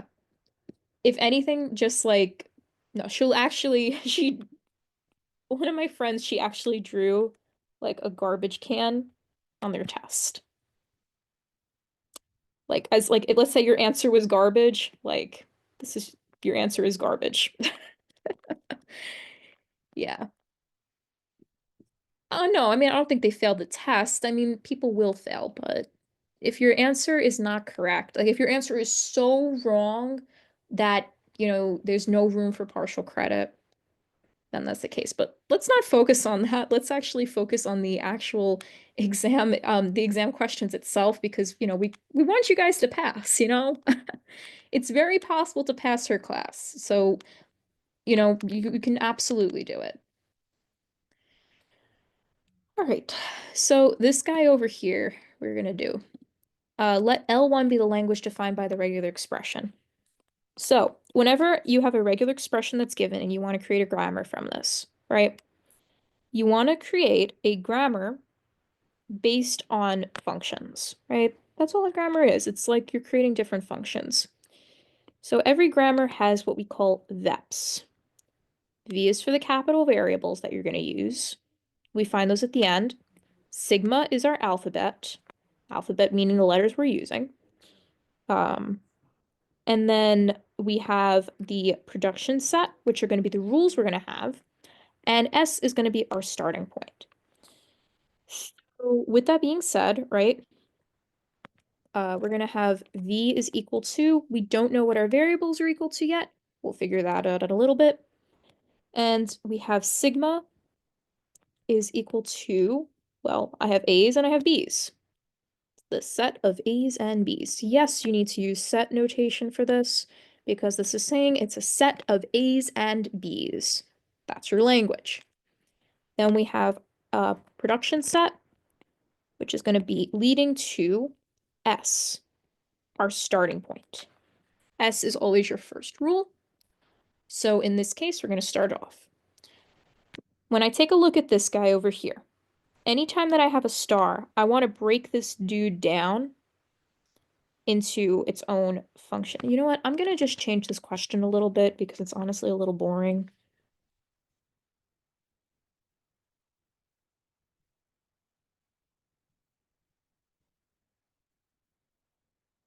Okay. So this is the whole question, right? Just wanted to change things up just a little bit. So whenever I take a look at this, the first thing I do is I break it down based on where the stars are, because stars are recursive, right? We need to make them into their own function. It's just like if you're doing code. This guy, so let me use a different color.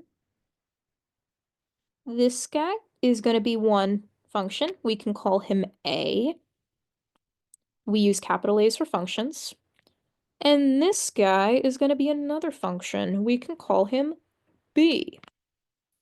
So if I were to write this guy out, the whole string, right? S is our starting point, how to make our string. I can say I need to call function A. Then I have just a lowercase a. This is just a plain old character. And then I call the function B. Cool. So now I need to define these guys, right? I need to define my function A, and I need to define my function B. First things first, A. A is going to give me a choice. I can do two A's on their own, or I can do a B. Cool. Whenever I have union, that gets translated to a vertical line when I'm doing context-free grammars. So I can write this as AA or B. Now we're forgetting one key component, the star here. This means it's recursive. I'm going to show you two ways that you can do this. Both ways are completely valid. She uses both in her grading book, but if you have either, it's done correctly. Use the way that makes more sense to you. The first way to show recursion is as follows. I can say AA, and at the end, put an A. Then my second case, B, and put an A. What this is saying is I can say, if I want to create a string, I choose, let's say, my first case, and I put down two A's and this capital A. It tells me to loop again. My second time, let's just say I want to choose my second case now. This A becomes a capital BA. Okay, how do I end this now? Because it looks like it's going to be an infinite loop. All I do is just have a lambda case. This lambda allows me to stop my string, and also, because remember, star is 0 or more, I could just go to my lambda directly and have a string of length 0. So this second A would become a lambda, and I'd be left with A, B. This is one way to do it. The other way to do this is as followed.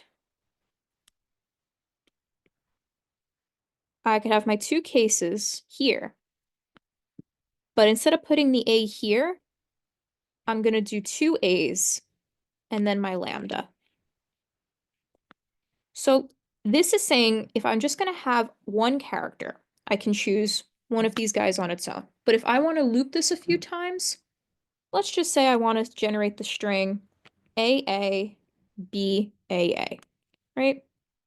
This is going to be one call, two call, three call. All right, well, I'm calling this multiple times, so I have to call AA on its own over here. This first A is going to give me my first case. Well, I'm calling it for AA. He's going to turn into this AA and end over there. This second A is going to allow me to loop again.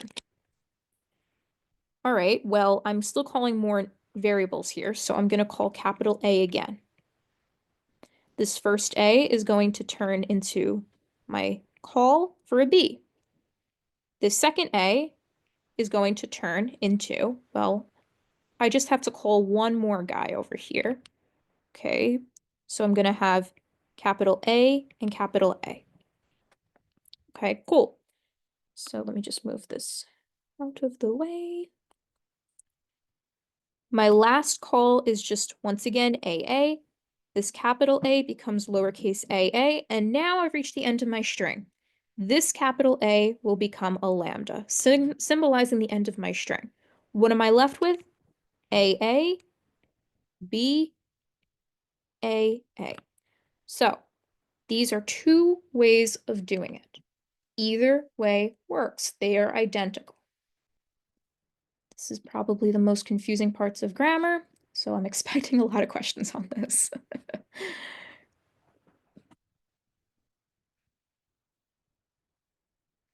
Does order matter? Can we have an empty string? Oh, yeah, that's a great question. So unions are, what's the word? Commutative? Yeah, commutative, right? I can do it in any order I want because I'm picking any of these guys, right? I can have the capital A's before the lowercase a's or whatever. I'm just picking it all.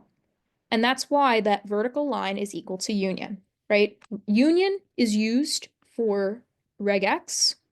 Vertical lines are used for grammars. They function the same way, and that is why, my friends, you can convert between a regex and a context-free grammar fairly simple. Some cases you can't, but you'll learn that later on. Would you ever have to use more than two A's, like AAA? So if I'm doing recursive like this, meaning making it into its own function, I'm only ever going to use two A's like this. Or, as I had in my previous example, the A comes after every single case. The only times I'm going to use multiple A's is if I'm calling a function multiple times. For instance, in that odd number function, let's say I want to create, I don't know, 3 groups of odd numbers or 3 groups of even numbers. I can make a function for creating odd numbers. I can make a function for creating even numbers, and I can put them multiple times. In fact, maybe I'll do that as the next example. But yeah, so you can call a function multiple times. Okay, so let's finish this guy off because we never defined our function B. This is only A. Just to confirm, you are not doing both of these guys. You're only doing one of these guys. So either one works. It's good to learn both so you understand her answers, but just use the one that makes more sense. I think more people say that the first way makes more sense. It's more intuitive for them, but if you like the second way better, go for it. Just whatever you'd like. Yeah, the first one is saying I can do AA, B, or lambda. Those are my 3 cases. And this A just says I can loop it again, but if I just want the string AA on its own, I could just say AA, and this capital A becomes a lambda. So S is going to map towards calling function A, writing a lowercase a, concatenating it, and then calling function B, which we still have to define.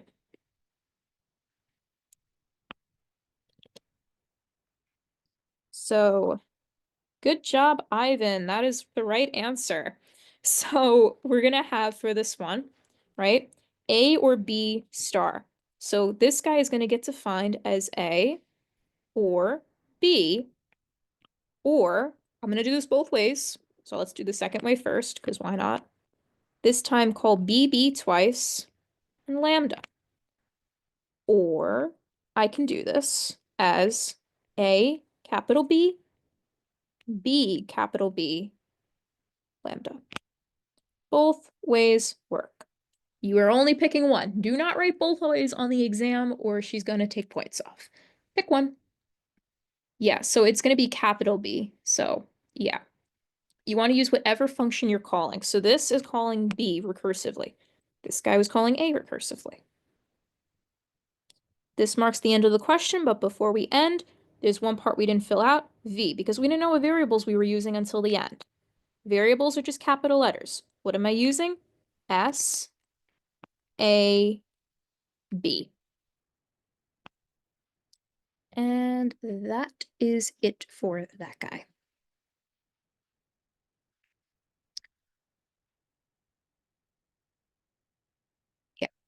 So I changed the question a little bit more just to kind of put a little bit more to it, but this is kind of like what it would be at the end. So this answer is going for a completely different question. So don't worry about that.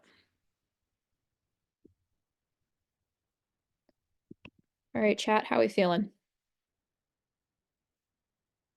Only capitals go into V, that is correct. Capitals are functions. That's what your V is for, the variables, the functions.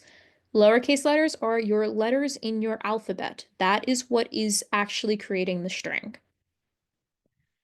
Yes, general rule of thumb, V always has S and the rest depends on the functions you make. Couldn't have said it better myself.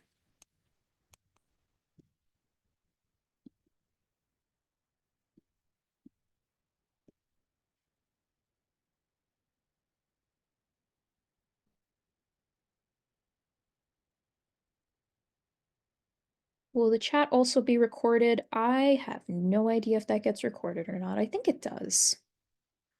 So don't say anything stupid.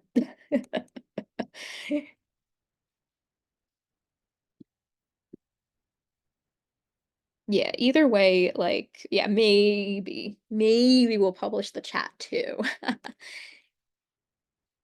Where did the middle A go? Oh, yeah. So remember, S makes the entire string, right?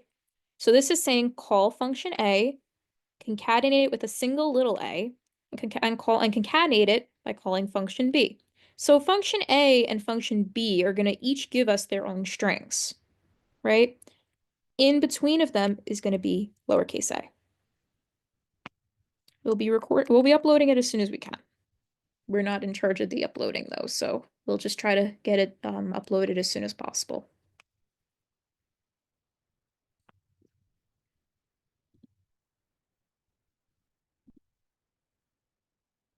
Hi, Learning Commons. Yeah. Hello, future viewers of this video. Welcome to the Learning Commons.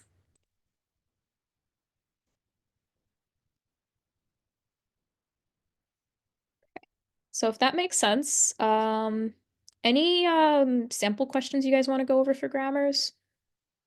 Are we good? Do you want to do automatons? What would you guys like to do?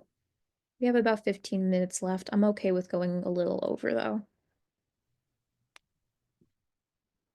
Oh, look at this. We got both a grammar and an automaton. Can't ask for better, right?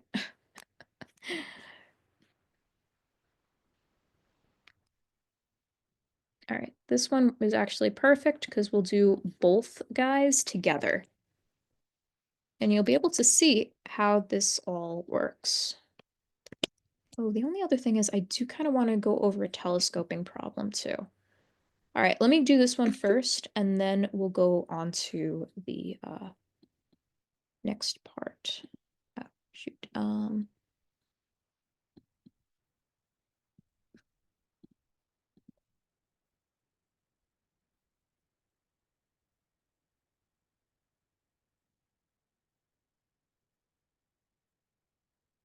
Right, you guys could still see my screen and everything, right? We're good. Yeah. Awesome.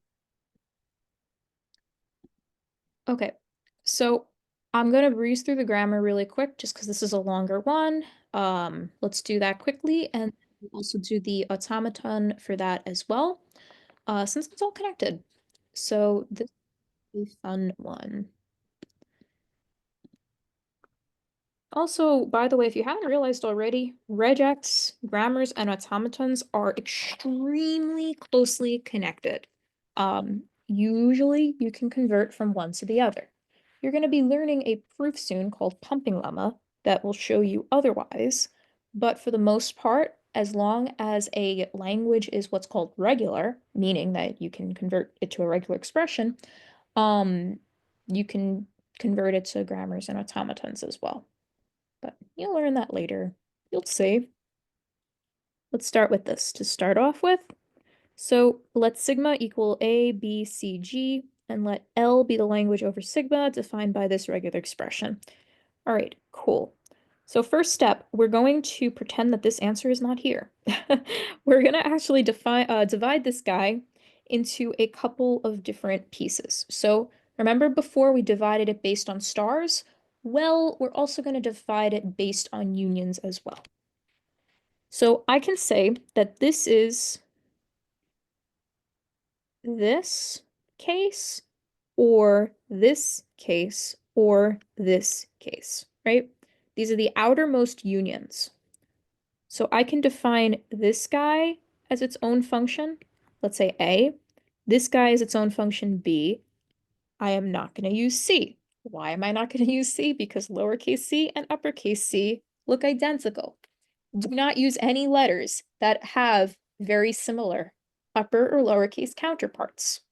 Also, don't use things like grammar, G, because grammar, G means grammar. Don't use B, don't use C, don't use G. You're pretty good with these guys, honestly. Like A, B, D, E, F. Just use common sense. You could use any other letter you want. In some questions, you might see X, Y, Z. That's totally fine. Use what you feel comfortable with. Don't use anything that's in here, and don't use something like, what's another thing that, like M, let's say. Lowercase and uppercase M, they're identical. Things like that. Okay, thank you for coming to my TED Talk. Let's go over this one now. So I'm gonna skip over C and I'm gonna go to D here. Cool. So that means that VEPs, right? We're just gonna break this guy down.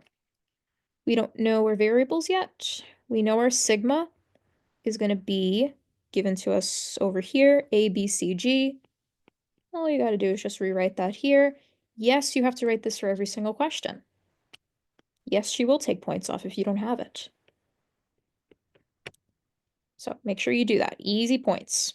This will give you probably at least a point or two just for writing out VEPs.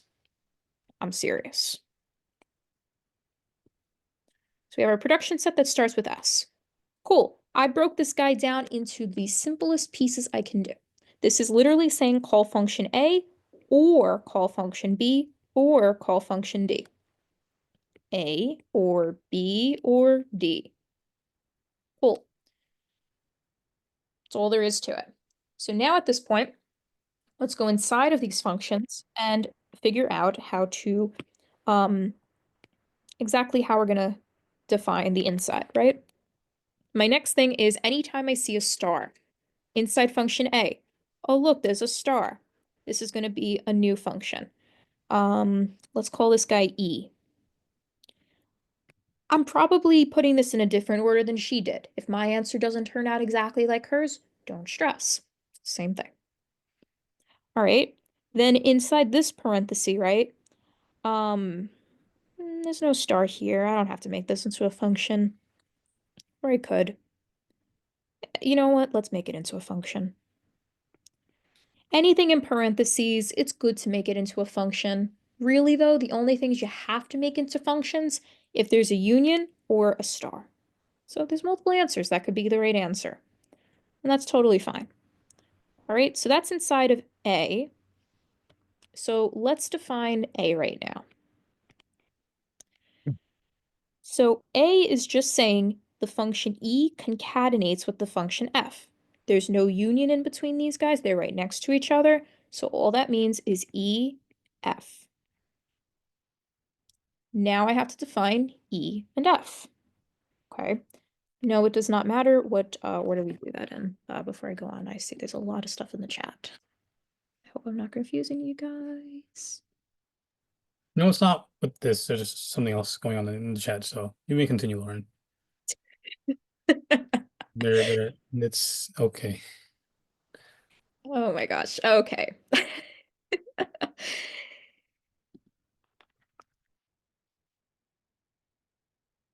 You guys better be paying attention, right? Your grade's at stake. All right. So we're going to define function E. So what is E saying? B or CA, and the star tells us recursively. All right, so I'm going to do this. I'm going to use both ways throughout this. So if you see me using both recursive ways of doing this, just see that you can write it either way. So if you want to check with me also, it's totally fine. I'm going to start off by saying B, call function E, right? Because that's the one we're on, or CA, call function E, and put the lambda at the end. So it's saying I can choose between B or CA, and this E at the end of both tells me that they're recursive. Okay, that's great. E's all done. Now for F. F is saying GA or BCA. That's it. No star, no nothing. Simple, easy. I really didn't need a function for this. I could have said something very similar. I could have said that A was equal to function E with GA at the end, right? Because it's concatenated, or function E with BCA at the end. Both of these are the same. In my way, I define these guys as F. I think in her answer, she does it. I think, separate. So two different functions. All right. Well, again, either way is totally fine. It's better to have more functions than less, honestly. I think it makes it a little bit more sense. Either way is totally fine. So don't stress. All right. So with that being said, we've defined this entire part, A. We've defined its subfunctions E. A is fully defined. Before I go on to breaking B and D down, just let me know if there's any questions. I think you wrote GA as SA.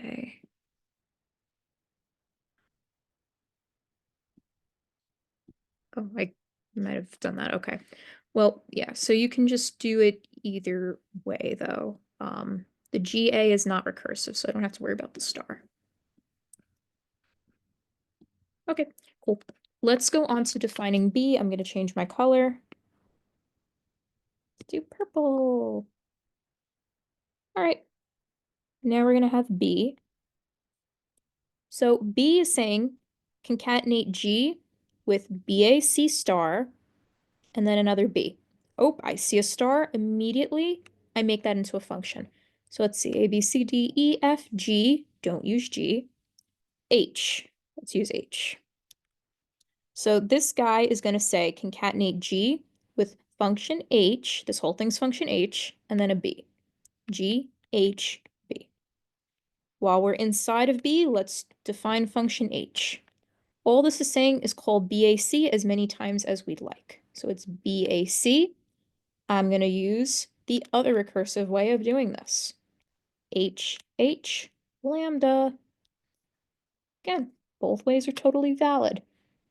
Just showing that BAC is indeed recursive. And just like that, B is done.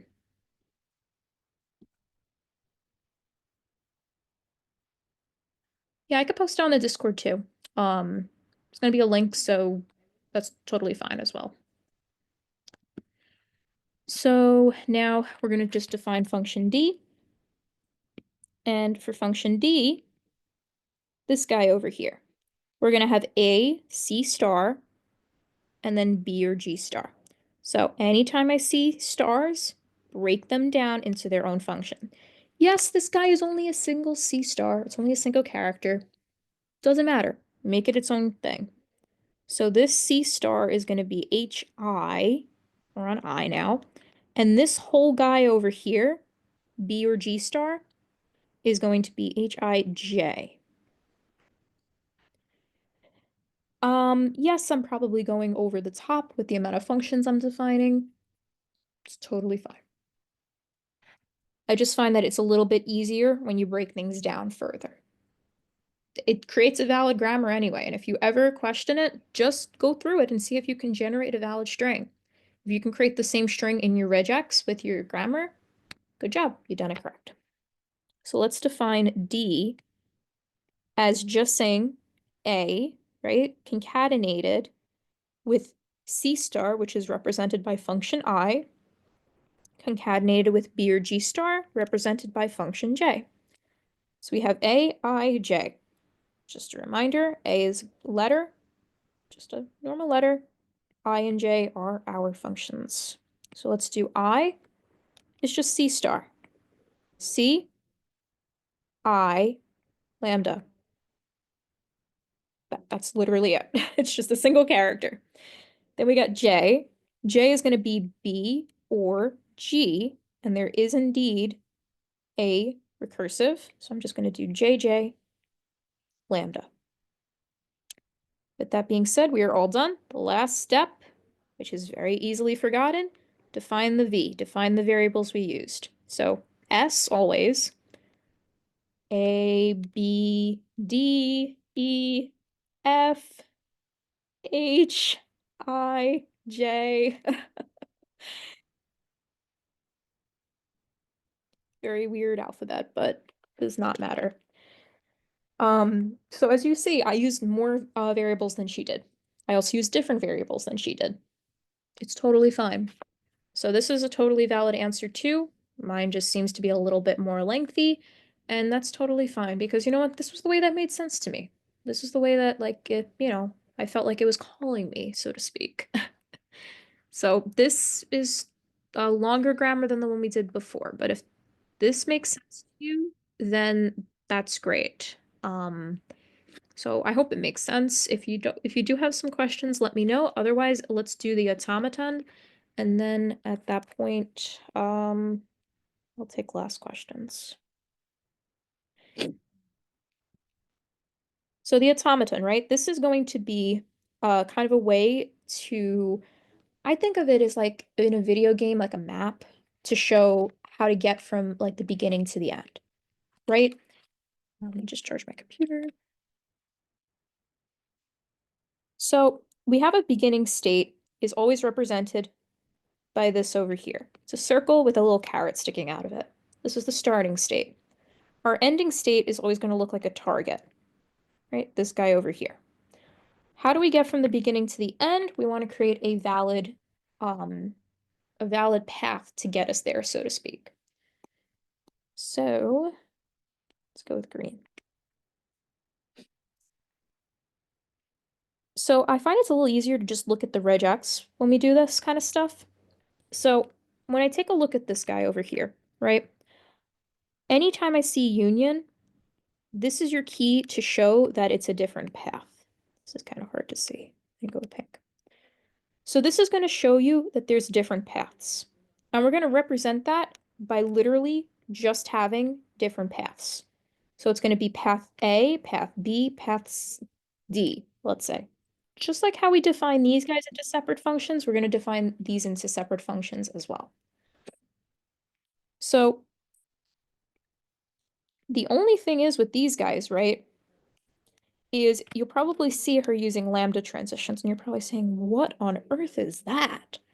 Well, this is to ensure that we don't accidentally get on the wrong path, so to speak. If we have two paths that both start with B, let's say if we have a path BA and BC, right? If I were to draw a quick thing, BB, A, C, right? And this is end, this is end. How do you know which path you're going down? It's a B or another B. We use lambda transitions to kind of, I guess, kind of differentiate so you don't accidentally go down like both paths, so to speak. So anytime that you're making a kind of path change in this case, we want to make these guys into lambdas to start off with. And then this would become a B, and this would become a B, and then etc. Continue the path as usual. So that's really lambda transitions in a nutshell. It's also very important if, let's say, we're going to be doing a loop back. Let's say I want to do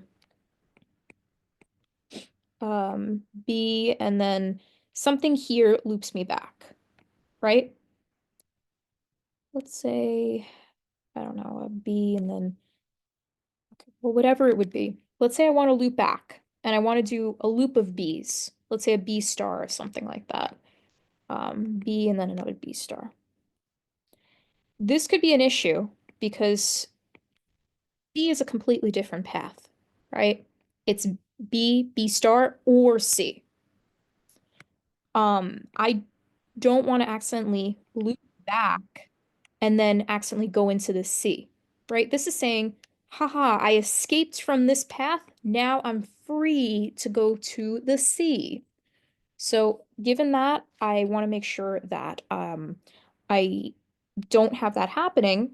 So we have lambda transitions. This just kind of adds, instead of doing it this way, lambda, lambda. Now, if this guy is a B and I loop back, I can no longer get to this other state here, right? I'm locked onto this path. That's what the lambda does. So if you see me using lambdas, or you see her using lambdas, that's kind of like how it's kind of going. Yeah, so I'll do this question and then I'll do a telescoping question, call it a day. Yes, it's going over time, so if you have to go, that's totally fine. This will be recorded. It's being recorded right now, so don't worry. And just fill out the form before you go. We really care about your feedback and we want to know how we can improve. So anyway, let's go through the rest of this question. So I'm just going to clear out all this because it's a lot. So in this case, I want to have a path for A, I want to have a path for B, and I want to have a path for D. You could think of it like that. So the first path for A is saying that I can do B or CA star concatenated with GA union BCA. Okay, so anytime I have concatenation, it's as if this is step 1 and this is step 2. I break down into, let's say this is going to be our function E as we defined before, and this is going to be function F as we defined before. So that's what I'm going to do here. I start with my good old lambda transition, and now that I'm here, right, this says I can do B or CA. Okay, so I can either go for a B loop or I could do CA and just kind of keep looping back and forth. So with that being said, okay,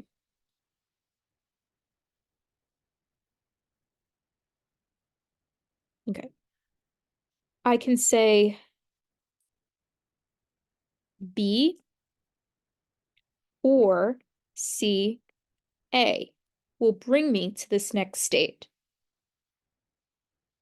Now, because it's a star, I need to keep in mind, I want to make sure I can repeat it or skip it because a star is giving me 0 or more times. Okay, well, to start off with, to skip it is easy. Just do a loop to the end over here. And this is going to be a lambda transition, just meaning nothing. It means that this star is just going to be 0 and that's it. Now, if I want to loop back, simple, just have another lambda right over here. So this is allowing me to loop back and forth as many times as I want. If I want to do the loop, I can do a C and then an A, and then loop back. I could do a B, could do another C and A, etc. That's how that part's going to work. Now again, I don't want to when I get to my next part, I don't want to accidentally loop backwards. If let's say I have a transition here and it says, oh, haha, I can do another instance of E. No, once I finish E, that's it. I have to go into F. So what I'm going to do in that case is I'm going to create another lambda transition. And this is just going to say, okay, I'm done with function E. Now I'm going to function F. So now for function F, right? This is like E, and this is going to be our F. So now F is going to say GA or BCA. All right, anytime I have a union, it's just going to be 2 different paths. I'll have one for G and then A, or one for B, C, A. There's no star. I don't have to worry about lambda transitions back and forth, but at this point, it reaches the end. Why is it the end? Because remember, this is the end of one of the main paths. I choose either function A, function B, or function D. Let's choose your path. Once you go down one, you can't go back to the others. So you've chosen your path for A, and now you're that's the end. Once you finish A, you're done. You can't say, "Oh, but B has better rewards. I'm going to go down B." No, that's not how it works. So once you pick your path, you're stuck on it. So this marks the end of this first path A. So this whole thing is for our function A. Now we're going to do our path for B. I'm going to change my colors. I get confused.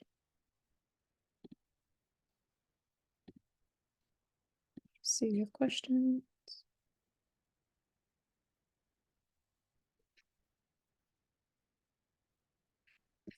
Yeah, if the URL defense isn't working, just cut out the URL defense. It's really annoying. I don't know why we have that. Like, we can't even get into our own links. I guess hackers can't either. All right, so B, we have G, BAC, B.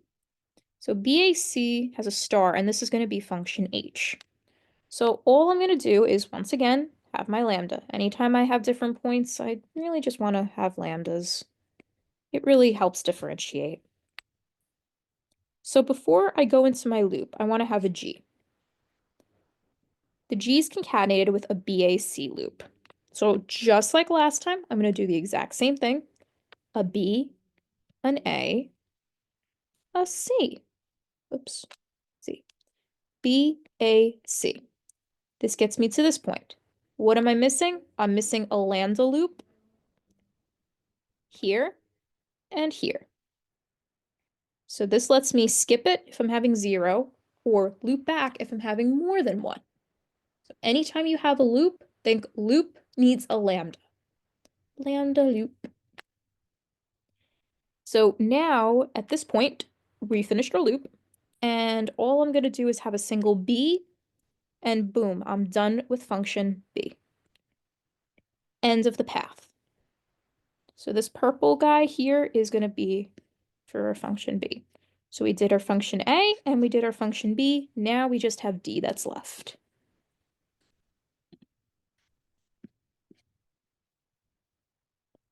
More lambda transitions are better than less. You can have as many as you want. Lambda transitions don't make it wrong either. The only time that it would make it wrong is if, let's say, you had a loop like, if you loop to like the wrong part, let's say. Like if I looped this lambda all the way back to the beginning over here, then that's wrong. Because like what I said before, then I could choose different paths. But for the most part, if you're using lambdas correctly, if you're using it as a way to transition 0 or more times, you're just kind of creating kind of like a circle here. You can break the circle anytime you want, or just keep looping around as many times. So more lambdas are better than less. Yes, one is skipping, one's completing the loop. So you could think one is going to skip it for 0, but if you want to loop more times, then one is going to loop back and allow you to do it over and over again. Yes, you can have as many final states as you want. She has one. The reason I don't combine them all is because I have really bad handwriting and it's going to end up looking all over the place. So I break them up into their own discrete cases. Yeah, unless she said otherwise and she changed things up, but there's some examples that she has that state, so don't stress it. I mean, you can honestly have it go something like this and end up in the same place too. I just think it makes a little bit more sense breaking it down into each case, and also so you can read my abhorrent handwriting. This is why I'm a CS major, guys, I'm better at typing things than writing things. I promise you I can do art. I do graphic design. All right, part D. Now we are at the end of this problem that, oh my goodness, took like a half hour to solve. Part A and part B. So D, right? This is this whole thing over here. I'll change over to blue to match that. So again, we're always going to start off with our lambdas here. That's not blue. Always start out with our lambdas. What's the first thing? A, and then C star. So the good part is whenever I have a single character loop, I don't have to go crazy and have like 100 lambda transitions. I could keep it very simple by just having a little loop-d around this guy and having a C loop here. This just allows me to loop back onto that same state as many times as I want. The difference between this and previous ones is this said like something like C and then A. I needed to break it down into two separate states here because I can't just concatenate it and say, oh, this is the state CA. No, the only thing I can do is say like C comma A, but this is saying C or A. But honestly, I think it's easier just to break it down into like paths like this. You could do it either way. Not to get off topic, but so we have our little loop DC, right? We did A, C star. Now we have the B or G star. All right, this is a part that has parentheses around it and it has a star around it. Meaning that if I went straight here into doing B or G, I could get into trouble by looping back here and looping C's again. Meaning I could generate something like C, B, and then another C. That's bad because I can't have any C's after I start this part out. Because of that, this is a sine lambda transition. Now I'm free to do a B or a G. And once again, since I have multiple things here, actually, let's simplify this further. I could use that comma notation I was talking about before.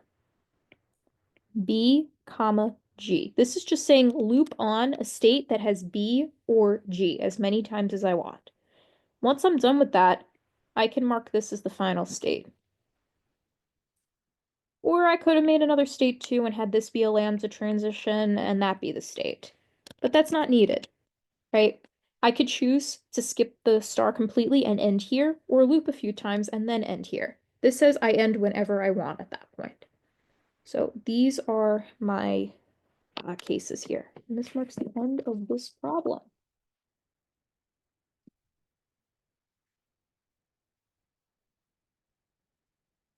Does she get partial credit for each automata question if we get one part wrong? It kind of depends. She doesn't have like a all cases for partial credit, so I can't really say. Just keep in mind like she does have some partial credit. I wouldn't like overstress too much.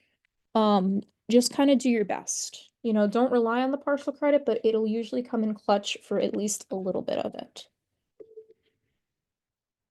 And the C, by the way, is just the node circling back to itself, meaning C star. So I can say something like, if I was doing this part D, I could say something like, okay, do A star A. Now I'm in the C block here. I can loop C, loop again, C, loop again, C, and then get to this part. I can either end the string here, or I could have some B's and G's if I want.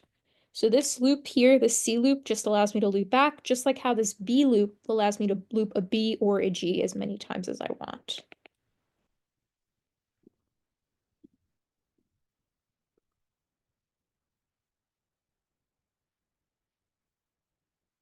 Yeah, so there's multiple notations. There's multiple ways of doing this, just like how you said, oh, yeah, you could have multiple end states. Yes, you can. You could have multiple ways of looping. We've done it with the lambdas looping, and we've also done it with the loop on its own. The difference is if it's complicated, then you need the lambda loop. If it's not complicated, then you could just loop on the individual state.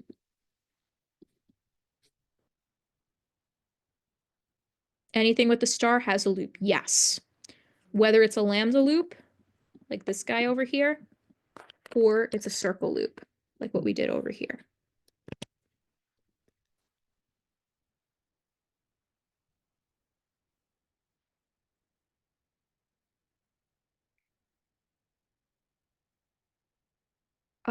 Yeah, that's for the grammar. I could have also written this grammar as C, capital I, and then a lambda. That would have also worked as well.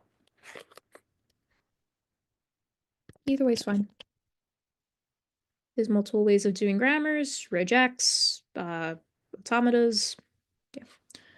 For her answer, why is there a B before the final state of the second expression?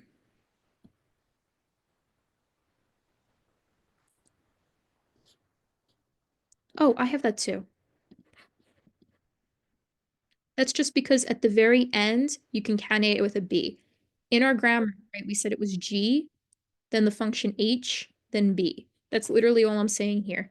G, this is the loop, the function H, and then B.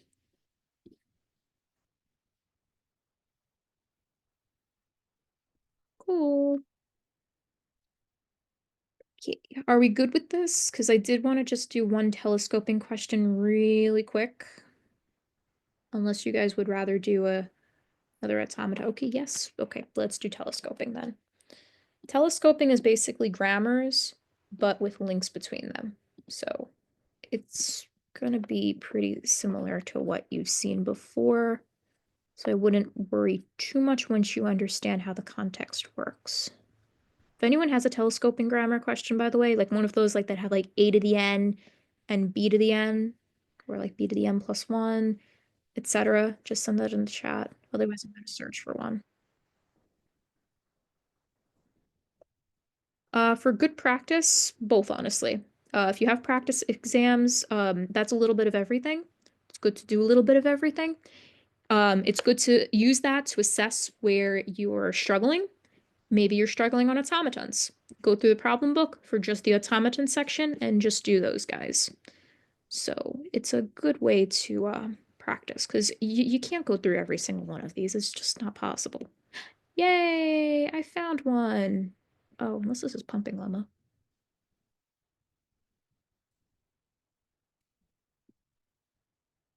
No, that was not a good one. If you scroll up, I think you pass one. Oh, that one works too. Yeah. This works. Yeah, we got links on this. Okay, cool, cool, cool. So with that being said, let's do this guy over here.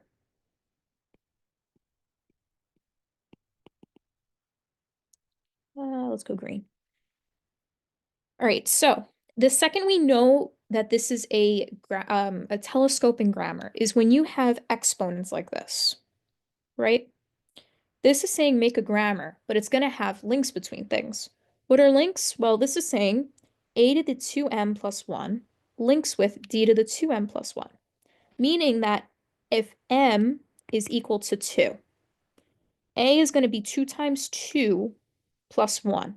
So I'm going to have 1, 2, 3, 4 plus 1a. And the number of d's is going to be exactly the same. D, D, D, D, D. The number is linked. So if m increases, both of them increase. Because they have the exact same 2m plus 1, the number of a's is always going to equal the number of d's. I feel like I'm doing a pumping lemma question right now because you're gonna see, I think when she teaches this probably this week or next week, you're gonna see how this proves that it's not a regular expression. And I'm not gonna confuse you guys. Don't even worry about it. Just know that there's a link between these guys, and because of that, the number of A's equal the number of D's. So if this was, let's say A is 3m and D is 2m, that means for every 3 A's, there's 2 D's. We understand that? How that generally works. So when we make a function, right, we have to link these guys together. And you're going to see exactly why that happens. So anyway, let's see if we have any other links. Well, we have b to the j plus t and c to the j. Yes, pumping lemma is right after automatons. You might be learning it on Monday. If she, I'm sorry to say this, if she teaches it on Monday, it will be on the exam. I wouldn't stress too much about it because it's only going to be one question, if any. There are videos on it in the Discord. If Andrew does a session, like a review session, you can definitely ask him about that as well. So I would really try to focus on this instead. Okay. Yeah, it honestly, there's a pretty good chance it's going to be on the exam. If she teaches it before the exam, it's going to be on the exam. If she does not teach it, then it won't be on the exam. So it's kind of a matter of whatever she goes on Monday. So do not miss Monday on any like make sure you go to class on Monday. You want to see if she's going to be doing it or not. And it can be a bit of a confusing topic at first, but if you can understand these grammars and everything, it's going to give you a big leg up. Anyway, let's get through this because it's already 3:23. Okay, so we have b to the j plus t, and this links with c to the j. Okay, we got ourselves another link. And then that's about it. I don't care about the p's and all that. So because of that, anytime that I have a link, that means I have to create a function between them. So with that being said, I'm going to make this outer function with the m's a. I'm going to make this inner function with the j's b. And do I need anything else?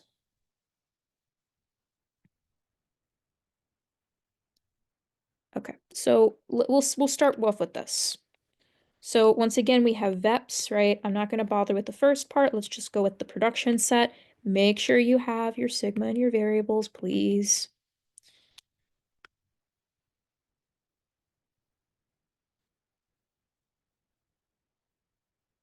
Oh, this part, yes. This part is going to be... Actually, this is not a good question to do. Okay, let me get a different one. This one is really weird.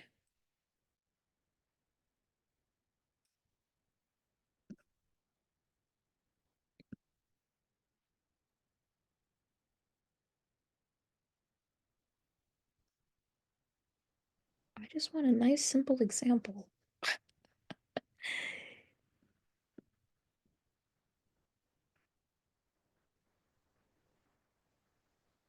Because a lot of these that are overly complicated are not going to work.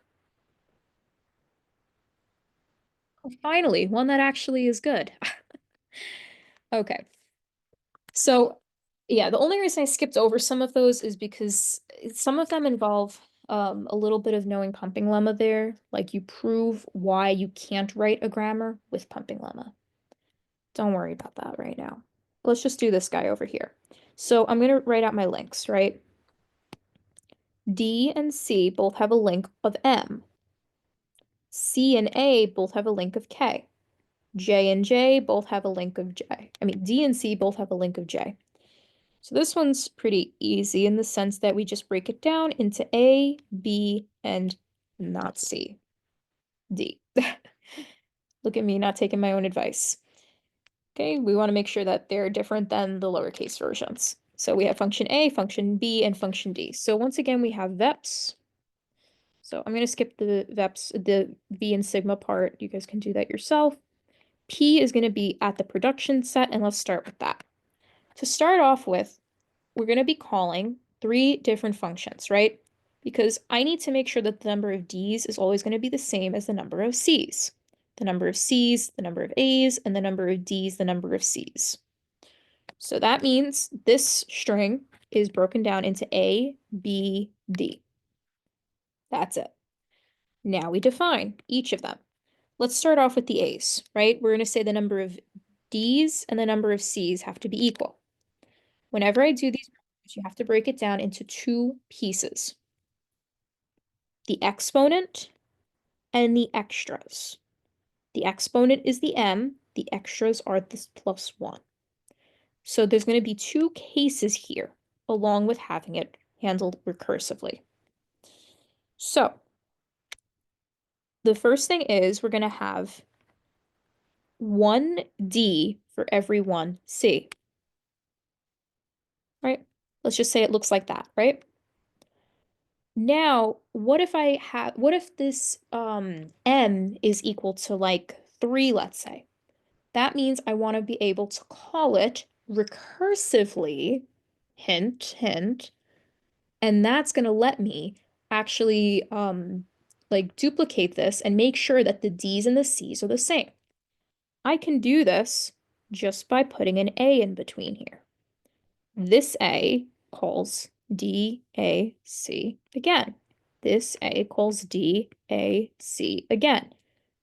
So you see, I'm left with the string D, D, D, C, C, C. It's like a little waterfall. When I want this to end, at this point, I need a lambda. Okay, so let's write this out.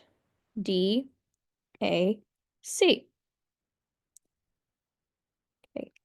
Now, usually before we would use a lambda to mark the end, but you can also use characters to mark the end too. This is where the extras come in. The extras are this part in the middle at the very end that get kind of sandwiched in between. So this is going to be 1D and 1C. This will be our end. So after doing all of this, right, the last time I call A, all I'm going to do is just put a D and a C in the middle. So I'm left with the string D, D, D, DC, C, C, C, right? These D's and these C's are equal, and then there's the two leftovers right in the middle there.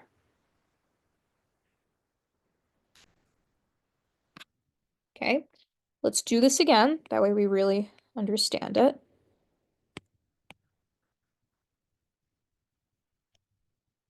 Right, we're going to do the B now. B is going to link the number of C's with the number of A's. They both have a K, meaning that for one C, I'm going to have one A. And I want to link it with the recursive variable B. Cool, that's the exponent handled. Now, yes, just put the uppercase letter here in the middle. Now, the extras. C is the only one that has an extra, has that +1. So all I'm going to do is put a C here. Notice that this is kind of where that link ends, right?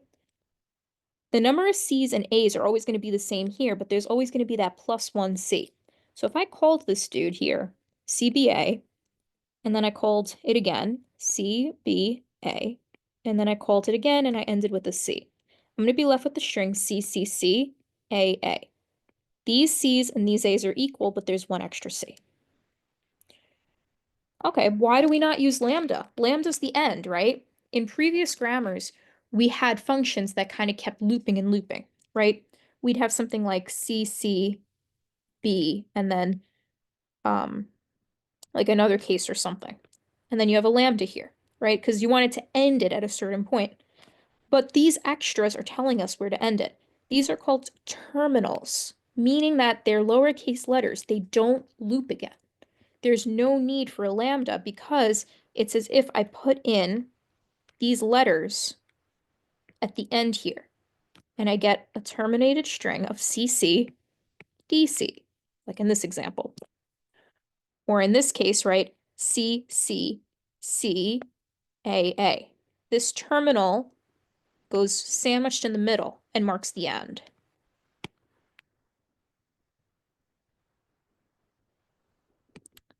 So yeah, let's do D together and see what that would be. So now D is going to be D to the J, C to the J +1, right? We're linked with the J's. So 1D for 1C, put a D in the middle. And what are my extras now?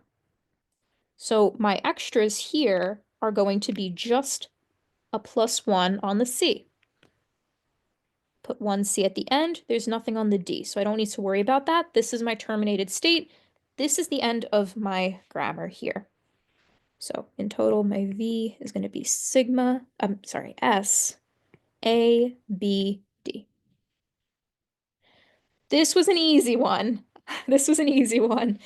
I'd like to just go over one more of these, honestly, just because there's one more case in which it gets a little bit more confusing. But yeah, this is it. If you understand this, then you understand the gist of it. This is the premise, yeah. There's one more case in which we're also going to have a recursive part in between the extra part, and that I'm going to go over right now. So give me 1 second to find a question that kind of sandwiches things in between.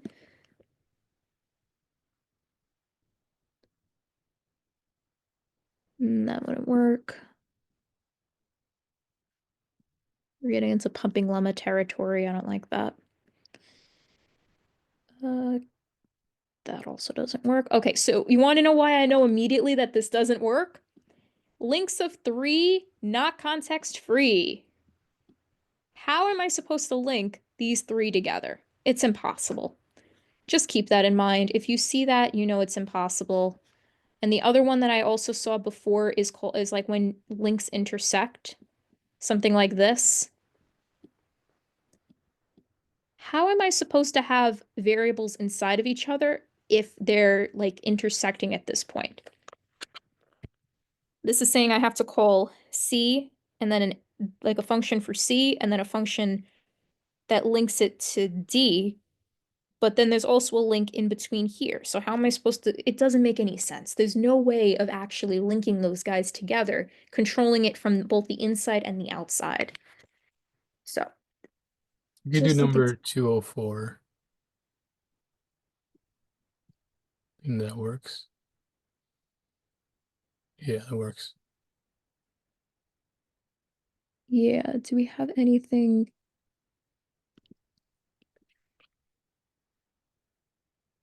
Let's see, we have links here, right? K. Oh, yeah. This is a good one. This is a great one to do. So the reason that I say this is because this time, instead of being all next to each other like they were before, this time they're they're inside of each other. You see how it goes inwards in a way? This is going to make it a little bit more complicated, but we're going to do this quick, and then I think this will be the last example, honestly, because I'm going way over time. So the reason that I say this is different is now instead of saying that, oh, S is just 3 different things next to each other, no. This is on the outside. We'll call that function A. This one in the middle is function B, and this inside one is function D. And there's also one inside that, this one B, he's all by his lonesome, but we still have to make him a function. So I should probably use different colors for this.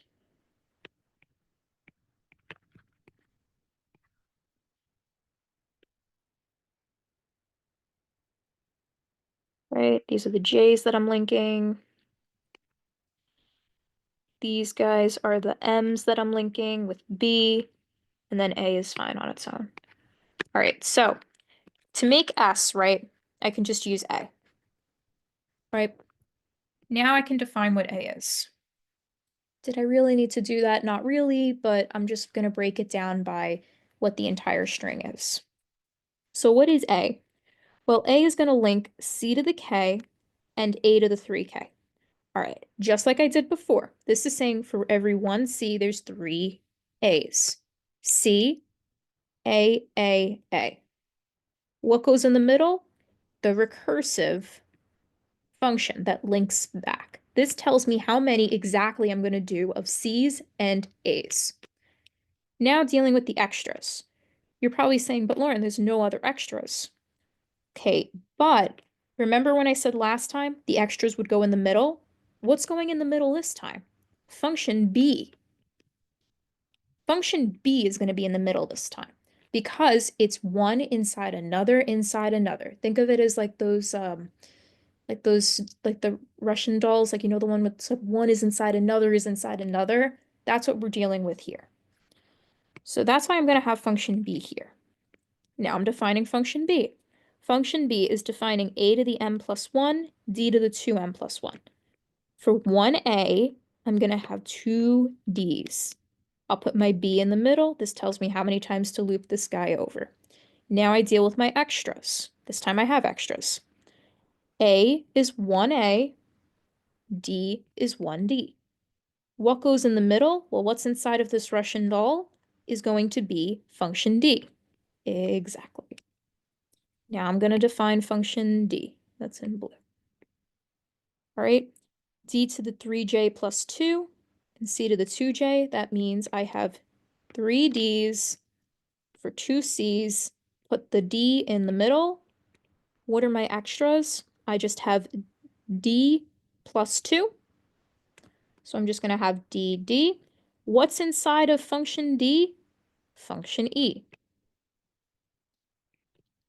Notice there's nothing on this right-hand side, unlike the last one, just because there were no extras on my c to the 2j. And last but not least, e. b to the l plus 3. Okay, well, even though this doesn't have a matching pair, I just know that every time I run function e, that tells me how many times I'm going to have an l, which is just once. So 1b for every time I run this. This is indeed recursive. I recurse over myself, but I don't have anything on this side because it doesn't have a pair. So we leave that to the end. Now I deal with my leftovers. I have plus 3 b's. Okay? Is anything inside E? Nope. That means I've reached the end. And you also know this is the end because look, on this side, on the right-hand side of things, we no longer have any functions to go to. This is like the smallest China doll inside. We've gone to like from A to B to D, and now this is E. Now this is the end of the problem. So V is equal to S, A, B, D, E. And this is like a more complicated example, so to speak. But if you get this, then you're good. All right, so when there is only one lowercase letter, you put the uppercase letter after it. Yeah, so I always think of it as you have something on this side, you have your capital letter, and then you have something on this side. So if there's only one thing, it's only going to ever be on the left side.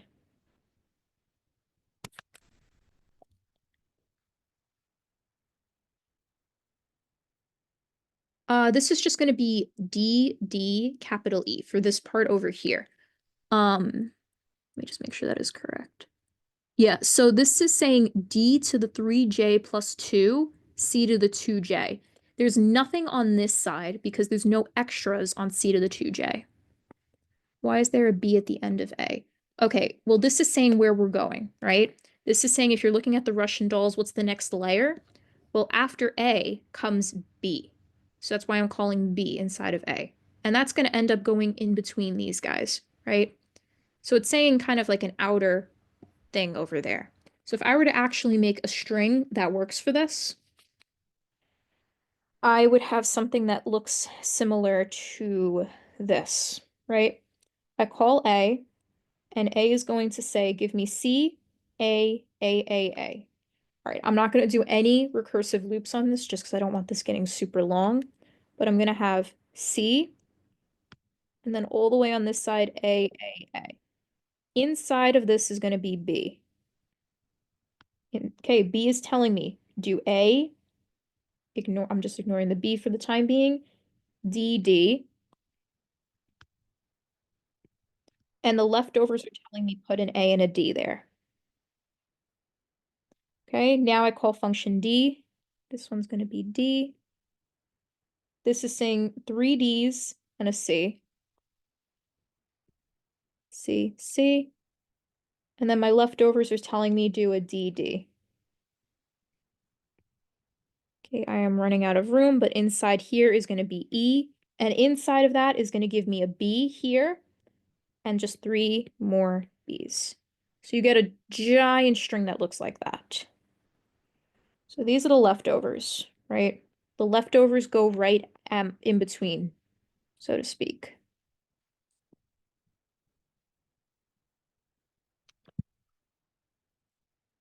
So this is like a string that you can kind of generate from this.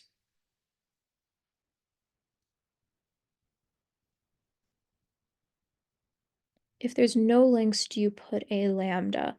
Yeah, if there's no links, then it's just like the grammar questions we did at the very beginning. This is only telescoping because there are links. Problem.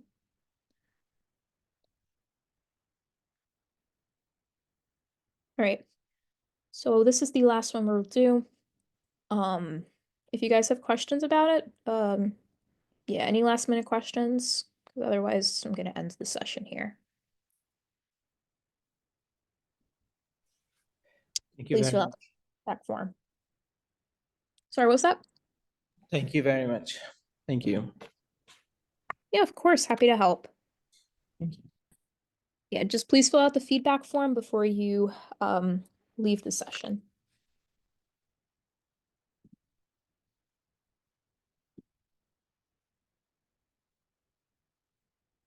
And feel free to book any appointments with me, with Sulman, with any of the tutors that do 320 appointments. So we're happy to help you if you got questions like that.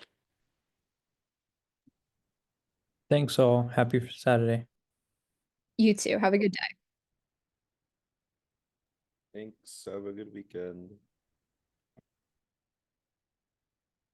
I'm gonna stop the recording.